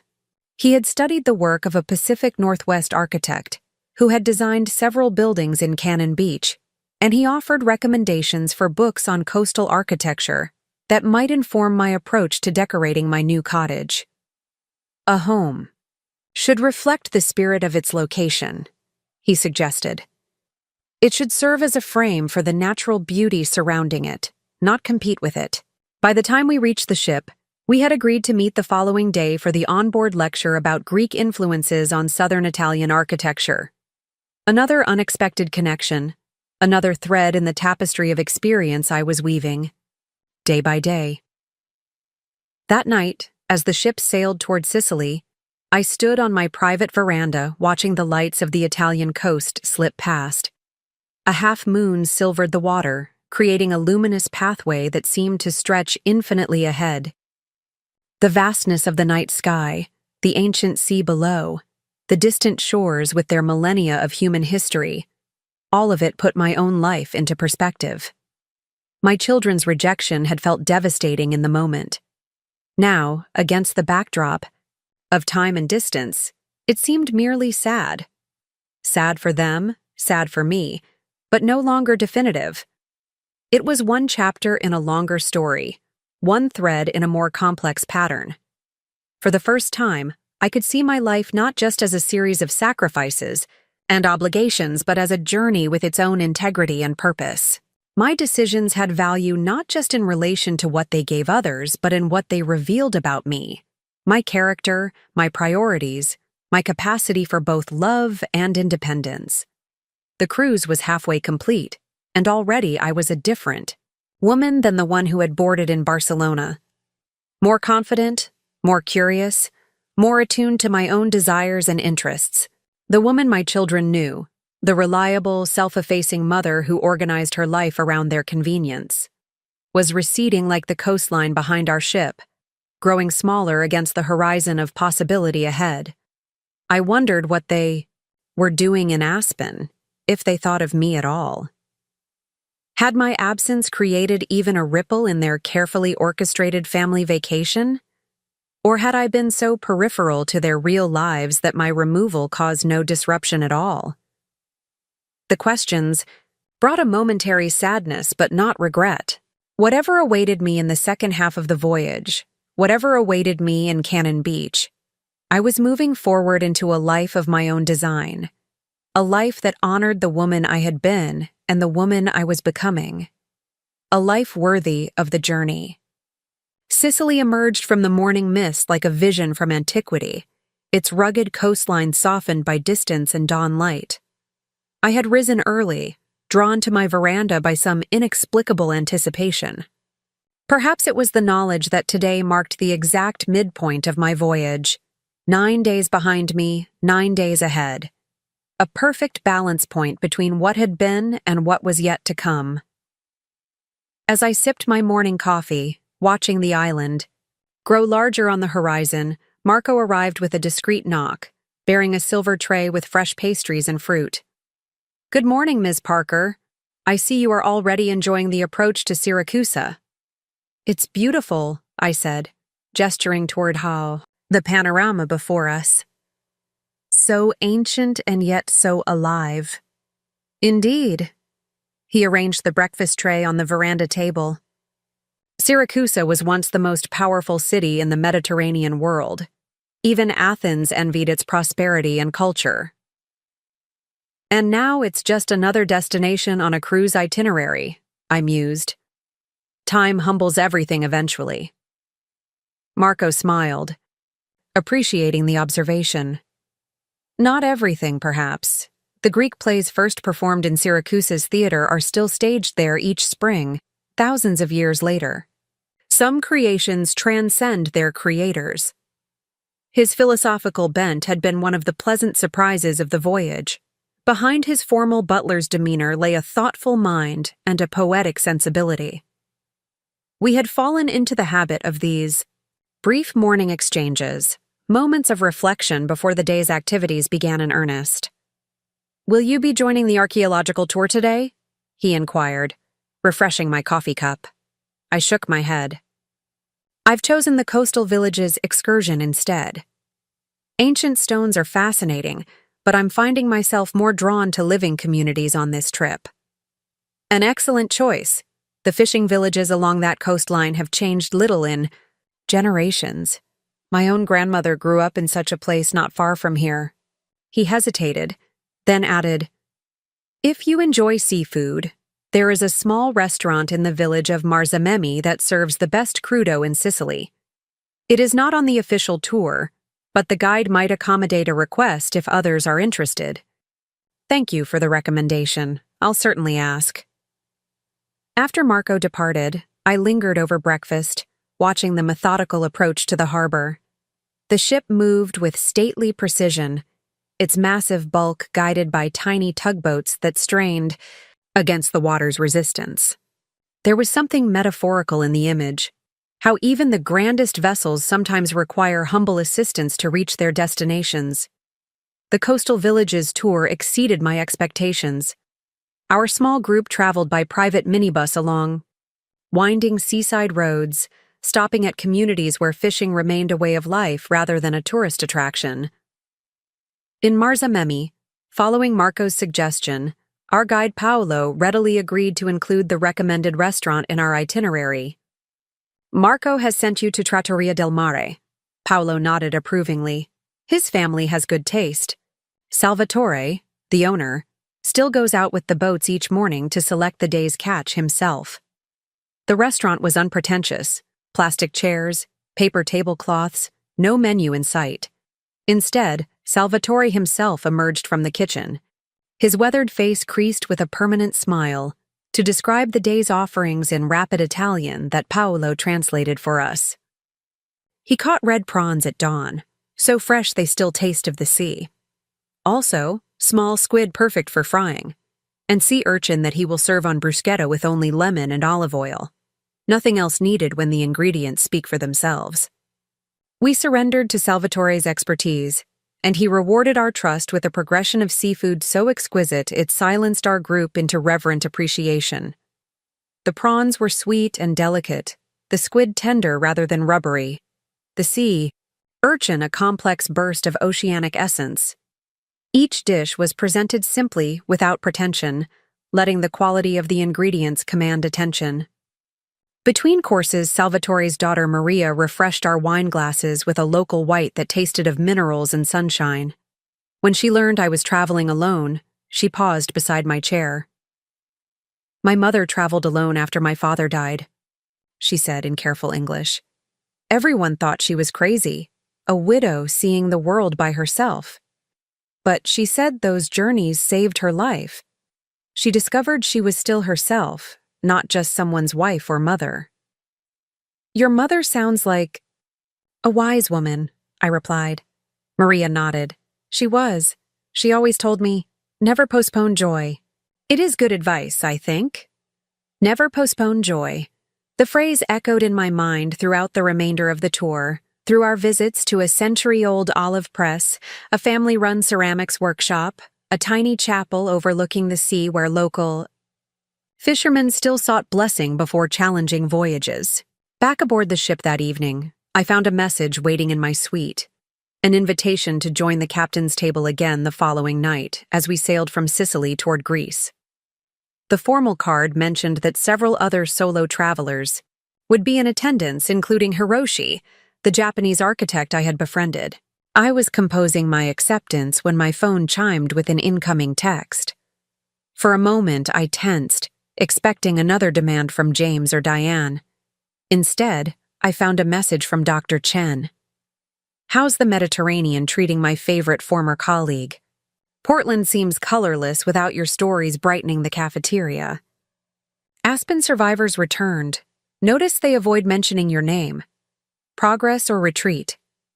Either way, hope you're finding everything you sought and more." The message brought a smile to my face. Robert had always possessed the gift of being supportive, without being intrusive. I sent a quick reply, attaching a photo I'd taken that morning of Syracuse's harbor at dawn. Mediterranean exceeds all expectations. Making friends, eating extraordinary food, learning something new every day. Ship glorious. Weather perfect, but best of all, freedom. Will call when I return to solid ground. Meanwhile, enjoy this sunrise that greeted me today. His response came almost immediately. Living vicariously through that sunrise, can see why painters have been obsessed with Mediterranean light for centuries. Keep collecting moments. They look good on you. I set the phone aside, warmed by the exchange. Robert understood what this journey represented for me in a way my children never could. He saw it not as abandonment or selfish indulgence, but as a necessary claiming of selfhood, too long deferred. The next morning brought us to Taormina, a medieval town perched dramatically on cliffs overlooking the sea, with Mount Etna looming in the background. I had chosen a walking tour focused on literary connections. The town had been a favorite. Retreat for writers and artists for generations, from Goethe to D.H. Lawrence to Truman Capote. Our guide, Francesca, led us through narrow streets to a public garden established by an English aristocrat in the late 19th century. Lady Florence Trevelyan created this paradise after being banished from England, she explained as we entered a leafy sanctuary overlooking the coastline. She had become too close to the future King Edward VII's, Queen Victoria's son, and was told to leave the country, so she came here and channeled her energy into creating beauty. I wandered among exotic plants and curious architectural follies, what Francesca called Victorian beach huts on steroids, that Lady Florence had designed as reading pavilions and contemplation spaces. She found her real purpose in exile, Francesca continued. Sometimes being forced from your comfort zone is the best thing that can happen. Her passion for botany and conservation might never have developed if she had remained in the royal circle. Another woman whose life had been unexpectedly redirected, finding fulfillment in a place she never planned to be. The parallels weren't lost on me. Though my own exile had been self-imposed rather than commanded by a queen, the sense of discovery of possibility felt similar. After the tour concluded, I lingered in Taormina, browsing shops filled with local crafts and savoring a leisurely lunch at a terrace restaurant with panoramic views of the coast. At a nearby table, I noticed an elderly couple who moved with the synchronized rhythm of long partnership. She automatically passing the salt before he reached for it. He quietly moving a candle that blocked her view without being asked. They caught me watching them and smiled warmly. 47 years, the woman said in accented English, correctly interpreting my interest. It doesn't feel so long, does it, Leon? Her husband shook his head, his expression tender. Not long enough, Magda. You're American? She asked. Me. When I nodded, she continued, We are from Austria. This is our 12th visit to Taormina. We return every few years to remember our honeymoon. That's lovely, I said, genuinely touched. 12 visits over 47 years. The town changes, we change, but the joy remains the same, Leon said philosophically. Each visit is both familiar and new. Are you here with your husband? Magda inquired gently. No, I'm traveling alone. My husband passed away many years ago. Her expression softened with understanding. And you never remarried? I was busy raising my children. By the time they were grown, I'd gotten used to independence. It was a simplified version of the truth, but accurate enough. Leon nodded approvingly. Independence is undervalued, especially for women of your generation. My mother never recovered her sense of self after my father died. She had been his wife for so long, she forgot how to be herself.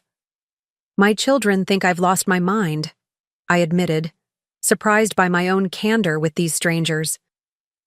Selling? My house, buying a beach cottage, taking this cruise. They see it as erratic behavior rather than deliberate choice. Children often fail to recognize their parents as complete human beings, Magda observed.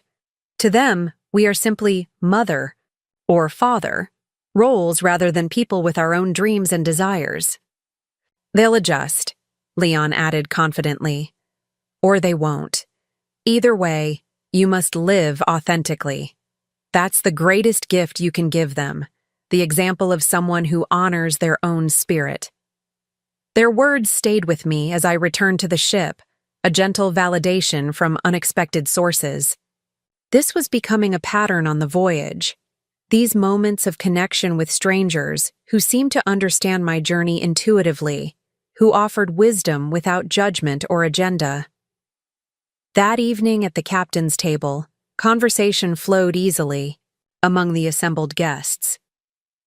Besides Hiroshi, there was a retired judge from Edinburgh, a Brazilian oceanographer, a Canadian novelist researching her next book, and a French sommelier who had worked in vineyards across 5 continents.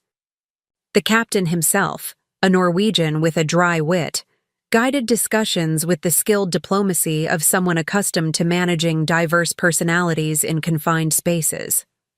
Ms. Parker has been exploring living communities rather than ancient stones, he remarked at one point, demonstrating his attention to passenger preferences. What have you discovered about the Mediterranean people that has surprised you? I considered the question thoughtfully. Their relationship with time, I think. There's a paradoxical quality to it. They're surrounded by monuments thousands of years old, yet they're intensely present in the moment. They don't seem rushed or anxious about the future in the way Americans often are. The novelist leaned forward, interested. Yes, exactly. I've been trying to articulate that very quality in my notes. It's as if living among so much visible history gives them a different perspective on the present. Perhaps it is because they see evidence that life continues beyond individual concerns, Hiroshi suggested. In Japan, we have this understanding too, that we are part of a much longer story than our own lifetimes. The conversation expanded from there, touching on cultural attitudes toward time, work, leisure, and aging across different societies. The judge described the Scottish concept of tartling, spending time in purposeless, pleasurable conversation with no particular goal beyond human connection.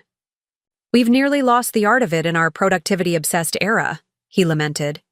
Even socialization has become goal-oriented, networking, making contacts, building personal brands. To simply enjoy another's company has become revolutionary. That's what I valued most about this voyage, I found myself saying. These unexpected conversations, these connections that aren't transactional or utilitarian. The ancient Greeks would approve, the captain noted. They believed good. Conversation was the highest form of pleasure, more satisfying than wealth or power. After dinner, several of us continued our discussion in the celestial lounge, reluctant to end the evening. The Brazilian oceanographer ordered champagne for the table, raising her glass in a toast. To purposeless pleasure, she declared with a brilliant smile. May we all remember to make space for it. We clinked glasses, momentarily united by shared understanding. As I sipped the champagne, I realized how rare such moments had become in my previous life. Moments of pure presence, unmarked by obligation or responsibility or concern for others' needs. The following day brought us to Kefalonia, a Greek island, of dramatic beauty, azure waters, white limestone cliffs, verdant valleys flush with olive groves and vineyards. I had signed up for a sailing excursion around the island's coastline, drawn by the prospect of experiencing the landscape from the water. Our vessel was a traditional wooden caique captained by a Greek man named Dimitris, whose family had navigated these waters for generations. As we sailed away from the harbor, he invited passengers to take turns at the wheel under his careful supervision. When my turn came, I felt a childlike thrill as the boat responded to my guidance, cutting smoothly. Through crystal-clear waters, "You have good hands," Dimitris observed approvingly. "Steady, not fighting the water." "I've never sailed before," I admitted. He smiled, his face weathered by sun and salt. "Sometimes the things we are good at are the things we haven't tried. Yet, life should be constant discovery, yes?" We anchored in a secluded cove accessible only by water. Those who wished to swim dove from the boat's side into water so transparent that fish were visible darting among rocks 20 feet below. Though I hadn't planned to swim, the inviting clarity of the sea changed my mind. I changed into the swimsuit I'd brought just in case and stepped tentatively down the boat's ladder. The water embraced me with startling coolness that quickly gave way to pleasure. I floated on my back, gazing up at the perfect blue sky, feeling weightless and free. How long had it been since I'd allowed myself this simple joy? Years, certainly. Perhaps decades. Dimitris's wife Maria had accompanied the excursion, and she handed out fresh towels as swimmers returned to the boat. When I emerged from the water, she wrapped a towel around my shoulders with motherly efficiency. "Swimming makes you hungry," she declared. "Come, we have lunch ready." The meal she served was a testament to Greek hospitality, spanakopita still. Warm from their home oven, olives from their own grove, feta cheese made by Maria's sister, sweet wine from a local vineyard.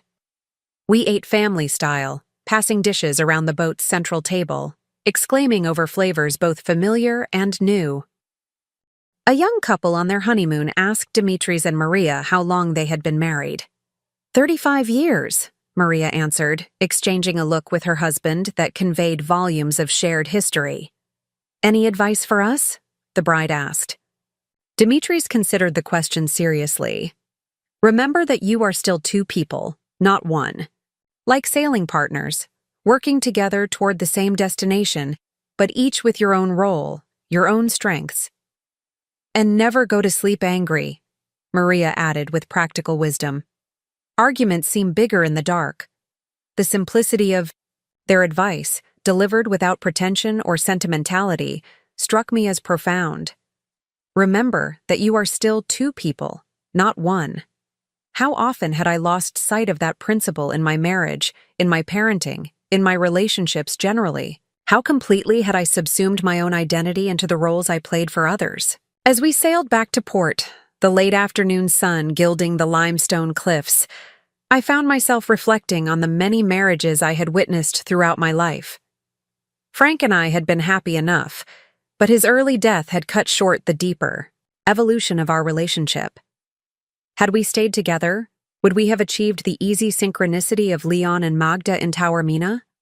The tested partnership of Dimitris and Maria? Or would we have drifted into the polite detachment I'd observed in so many long-married couples, sharing a home but not really seeing each other anymore? There was no way to know, of course. But for the first time, I allowed myself to consider that Frank's death, tragic as it was, had shaped me in ways that might ultimately be valuable. The self-reliance I had developed as a young widow, the independence I had maintained even while dedicating myself to my children, these qualities served me well now as I navigated this new phase of life. The realization wasn't a rejection of grief or a denial of loss, but rather an acknowledgement that even the most painful experiences contribute to the people we become. Every chapter of my story, daughter, wife, widow, mother, nurse, and now this emerging identity as simply Ellie, had its place in the whole. None needed to be erased or regretted for the current chapter to be valid. That evening, as the ship sailed toward Santorini, I attended a string quartet performance in the ship's theater. The program featured Dvořák's American Quartet, music I had loved since college but rarely made time to hear live. As the familiar melodies filled the space, sometimes plaintive, sometimes exuberant, I closed my eyes and allowed the music to wash over me. A memory surfaced unexpectedly, sitting in Boston Symphony Hall as a nursing student, listening to this same piece with a group of classmates. We had splurged on tickets despite our tight budgets, dressing up in our best clothes, thrift store finds mostly, and feeling sophisticated and cultured. How alive I had felt then, how full of possibility and purpose. That younger Ellie had no idea what lay ahead, the joys and sorrows, the gains and losses, but she had been eager to discover it all.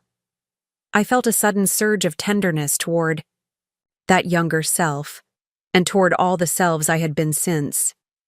Each deserved honor for the path she had walked, the choices she had made with the understanding available to her at the time. If my children could not see the full arc of my journey, could not understand the woman I was becoming now, perhaps that was because they had only ever known fragments of me, the parts visible through the lens of mother. The quartet concluded, with a movement so achingly beautiful it brought tears to my eyes. As the final notes faded, I remained in my seat while others rose to leave, wanting to hold on to the moment a little longer. A hand touched my shoulder gently. Hiroshi, who had been seated several rows behind me. "Music sometimes reaches places words cannot," he said simply. I nodded, grateful for his understanding. "Exactly. Some of us are gathering in the Celestial Lounge for tea. Would you care to join us?" I accepted the invitation gratefully, and soon found myself part of an impromptu gathering of fellow passengers who had attended the concert. The conversation ranged widely, from music to literature to the anticipation of Santorini the following day. I contributed occasionally but was content mostly to listen, appreciating the easy flow of ideas, the absence of agenda or obligation. Later, returning to my suite, I found a small package waiting outside my door, a book on Mediterranean architecture, with a note from Hiroshi. "For your new home by the sea. May it reflect your spirit as clearly as you have shared it with us." The thoughtfulness of the gesture touched me deeply. These connections formed on the voyage, whether fleeting or potentially lasting, were unlike any I had experienced before. They were based not on what I could provide or how I could serve, but simply on who I was in the moment, what I contributed to a shared conversation or experience. Inside my suite, I found the usual evening amenities: turned-down bed, chocolates. On the pillow, tomorrow's program laid out on the nightstand. A handwritten note from Marco informed me that we would arrive in Santorini early the next morning and suggested I might enjoy watching the approach from my veranda, as the ship would sail directly into the island's caldera, the flooded volcanic crater that created one of the most spectacular natural harbors in the world. I stepped out onto the veranda before retiring, gazing up at stars brilliantly visible against the dark canvas of the open sea. Somewhere ahead lay Santorini, though no lights were visible yet on the horizon. The anticipation of that first sighting brought to mind the ancient mariners who had navigated these waters without modern instruments, guided only by stars and experience and faith in their own abilities. How much courage that must have required, setting forth into the unknown, trusting oneself to address whatever challenges arose. In a much smaller way, wasn't that what I was doing now? Setting course for a future I could not fully envision, guided by newly discovered confidence in my own resilience and wisdom? The thought comforted me as I prepared for sleep. Whatever awaited in Santorini, whatever awaited beyond the cruise in my new life at Cannon Beach, I was equal to it. Not because I had all the answers or could anticipate every challenge, but because I had finally recognized my own capacity for growth and adaptation. The woman who had boarded this ship in Barcelona was already transformed by the journey, and the transformation continued with each new experience, each new connection, each new insight. As Marco had predicted, the approach to Santorini proved spectacular. I woke before dawn, drawn to the veranda by some sixth sense that told me we were nearing our destination. The sky was just beginning to lighten, deep indigo giving way to softer blue at the eastern horizon. Ahead, the dark silhouette of the island emerged gradually from shadow, a crescent of steep cliffs embracing the caldera where our ship would anchor. As the first rays of sunlight touched the island's highest points, whitewashed buildings perched impossibly on the cliff tops began to glow, appearing to float between sea and sky. The scene was so breathtaking it seemed almost artificial, like a painted backdrop rather than a real place where real people conducted their daily lives. I watched, transfixed, as we sailed into the caldera itself, the ship dwarfed by towering volcanic walls on three sides. Small tender boats approached from the shore, ready to ferry passengers to the island since no dock could accommodate a vessel of our size. Marco arrived with breakfast, joining me briefly at the veranda table to appreciate the view. "Every time I see it, it still astonishes me," he admitted. "Nature's power and human determination creating something neither could achieve alone." "It's almost too beautiful," I said, struggling to articulate the feeling the landscape evoked. "Like looking at something your eyes aren't quite designed to process." He nodded, understanding perfectly. "The Greeks have a word for it, ekplyktiko. It means something so beautiful it strikes you almost like a physical blow." Ekplyktiko. Yes, that captured it exactly. Beauty with the force of percussion, momentarily stunning the senses. "You have the watercolor class this afternoon," Marco reminded me, consulting his notes, "with the Greek artist Alexandros." "I'd almost forgotten," I admitted. "With this view, how could any amateur painting do it justice?" Alexandros says, "It is not about doing justice to the view, but about recording your personal response to it. Each person sees something different, even when looking at the same landscape." The observation stayed with me as I prepared for the day ahead. Each person sees something different, even when looking at the same landscape. How true that was, not just for physical vistas but for all of life's experiences. My children and I had witnessed the same family events, the same interactions, yet interpreted them through entirely different lenses. Neither perspective was wholly right or wrong, just different angles on a complex reality. Perhaps that understanding was the beginning of wisdom, or at least of compassion, recognizing that others' views were shaped by their own needs, fears, hopes, and histories, just as mine were. It didn't excuse hurtful behavior, but it offered a path toward comprehension, if not complete reconciliation. As I boarded the tender for Santorini, these thoughts receded before the immediate sensory experience of the island. The approach by boat revealed the full drama of the landscape: volcanic cliffs rising hundreds of feet from the sea, layers of black, red, and white stone testifying to ancient eruptions, clusters of white buildings clinging to the seemingly vertical surface like snow on a mountainside. The morning excursion took us to the archaeological site of Akrotiri, a Bronze Age settlement preserved under volcanic ash like a Greek version of Pompeii. Our guide, Elena, led us through streets and buildings abandoned in haste more than 3,500 years ago when the volcano first showed signs of imminent eruption.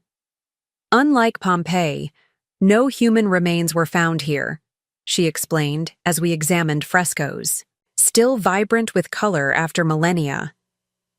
The inhabitants had warning, perhaps earthquakes or gas emissions, and evacuated before the major eruption. They took their valuables, their religious icons, even their furniture. They expected to return, but they never did.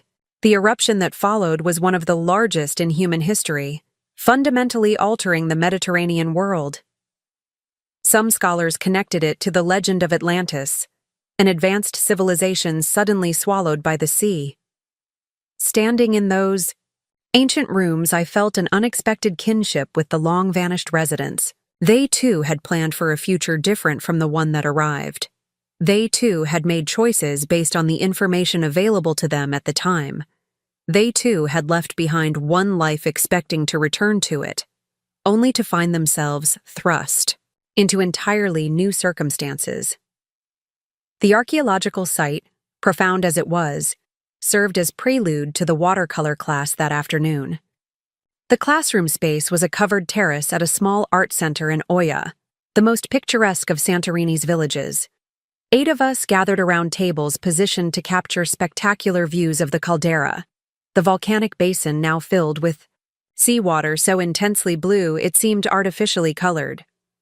Alexandros, our instructor, was a man of about 60, with the weathered complexion of someone who spent most days outdoors. He greeted each student individually, taking time to learn names and backgrounds before beginning the formal lesson. Watercolor is the perfect medium for Santorini, he told us, arranging paper and paints at each station. It captures the transparency of the light here, the fluidity of the landscape where sea and sky seem to merge. He demonstrated techniques for suggesting rather than defining structural elements, how a few precise lines could indicate a building's form, how layered washes of color could create the illusion of distance and atmosphere. His approach was liberating for those of us with limited artistic experience, not attempting photographic accuracy, but rather emotional resonance. "What do you feel when you look at this view?" he asked us. "Paint that feeling. If you try to capture every detail, you will only frustrate yourself. But if you capture the essence, the quality of light, the relationship of forms, you will create something true even if it is not exact." I found myself fully absorbed in the process, losing track of time as I experimented with color and form. My initial awkwardness gave way to unexpected enjoyment as I learned to embrace imperfection, to allow the water and pigment to interact in ways I couldn't entirely control. Alexandros moved among us, offering individualized guidance. When he reached my station, he studied my work thoughtfully. "You have good instincts," he said, indicating areas where I had successfully suggested the curving lines of whitewashed buildings against the blue backdrop. "You are not fighting the medium but working with it." "Thank you," I replied, surprised and pleased by his assessment. "It's my first attempt at watercolor since grade school." He nodded, unsurprised. Sometimes we discover talents later in life, because earlier there was no space for them to emerge. The seeds were always there, waiting for the right conditions. By the end of the 3-hour session, each of us had produced several studies of the Santorini landscape. None were masterpieces, but all captured something authentic about the place and our response to it. Alexandros mounted the works on a temporary display board so we could appreciate each other's perspectives. How? 8 people looking at the same view had created 8 distinctly different interpretations. "Take these home," he urged as we carefully packed our paintings for transport back to the ship. "Not just as souvenirs, but as reminders that you are capable of seeing the world freshly, of creating something from that vision. This capacity does not diminish with age. It can grow stronger if we nurture it. As I prepared to leave, he added a final observation that resonated deeply. In Greece, we have a saying, "To understand the sea, you must leave the shore." Sometimes distance gives us clearer perspective, yes? On landscapes, on life, on ourselves. I carried his words with me as I made my way through Oya's narrow streets back to the tender point. To understand the sea, you must leave the shore. How true that had proven in my own journey. Only by stepping away from familiar roles and routines had I begun to comprehend the larger patterns of my life, to recognize possibilities previously invisible to me. The ship departed Santorini at sunset. The island's famous blue-domed churches and pastel buildings bathed in golden light as we sailed away. I watched from my veranda, attempting to commit the scene to memory while knowing that no mental image could fully capture its visceral impact.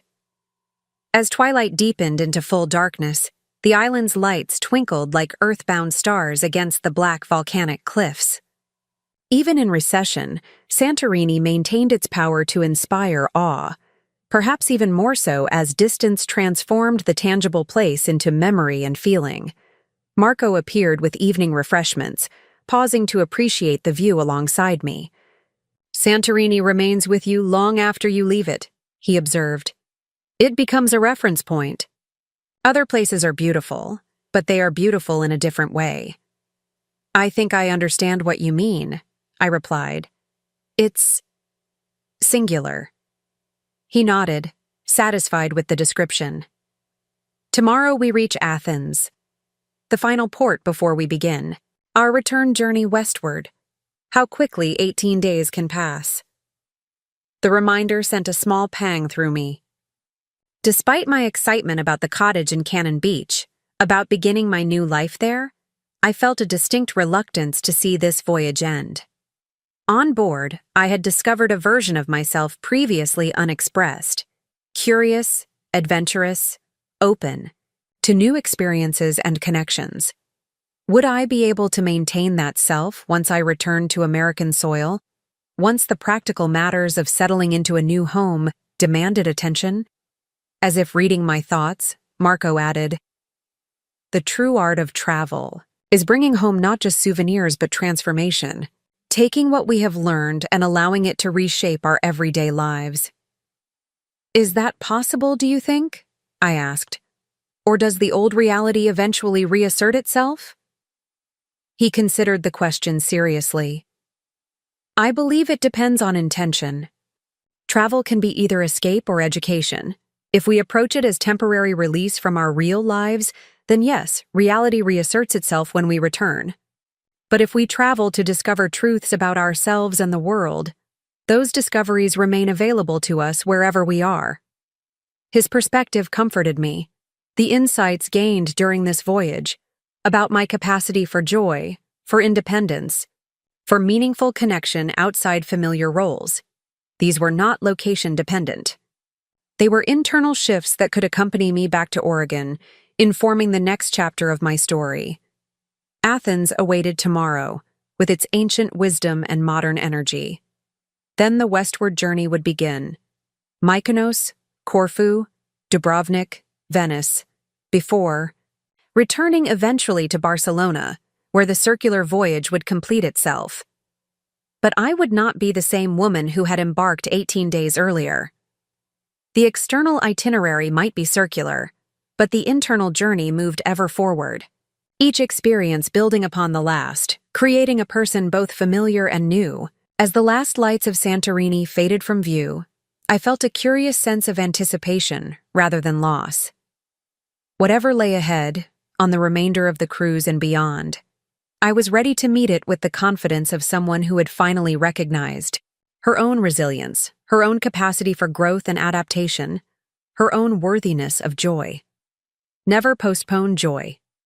Maria's mother had been right. The time for living fully was always now, regardless of age or circumstance. I had postponed long enough. The cottage welcomed me with the gentle embrace of ocean air and filtered sunlight. After 18 transformative days at sea and across country, flight, I stood in the doorway of my new home, breathing in the scent of cedar and salt.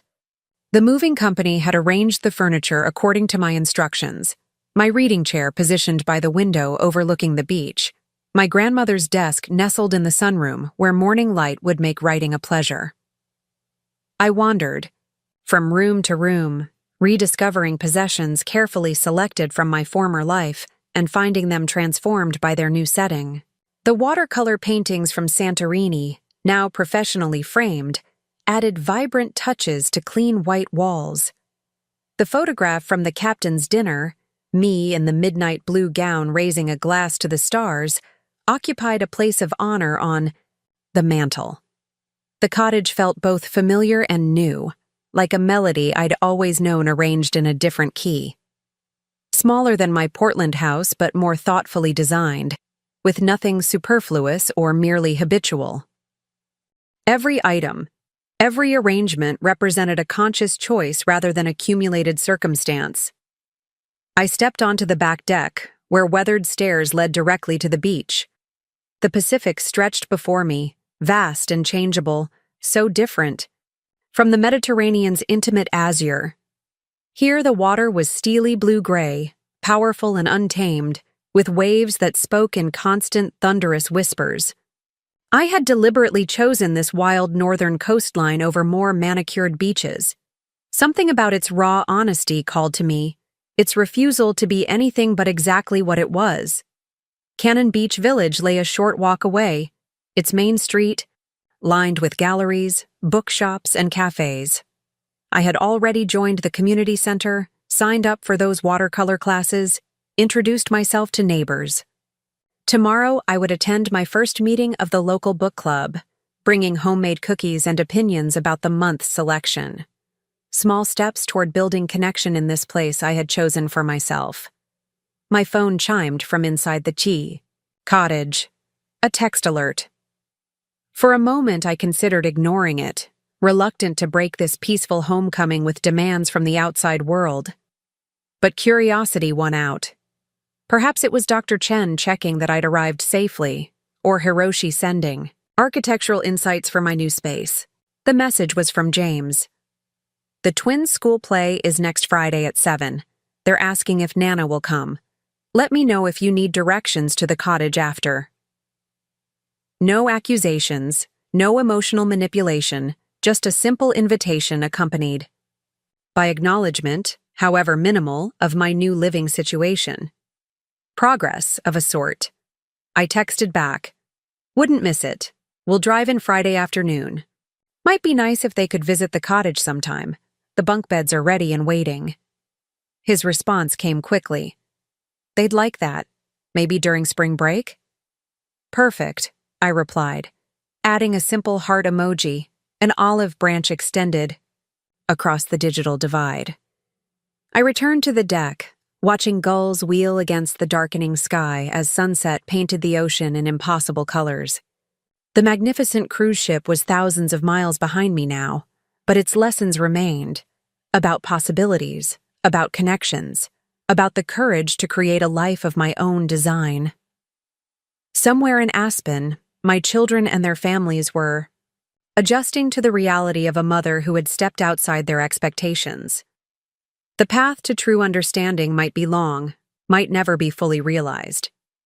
But we had taken first steps toward a new relationship based on mutual respect, rather than obligation.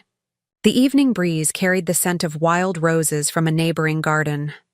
I breathed deeply, filling my lungs with the perfumed air of this coast that was now my home. Tomorrow would bring new experiences, new challenges, new joys. I was ready for all of it. As darkness fell completely, I turned toward the warm light spilling from my cottage windows. Inside awaited books to read, paintings to attempt, letters to write, dreams to nurture. A life no longer postponed but fully, vibrantly present. I stepped through the doorway, closing it gently behind me. Not an ending, but a beginning. My beginning, at last. Up next, you've got 2 more standout stories right on your screen. If this one hit the mark, you won't want to pass these up. Just click and check them out.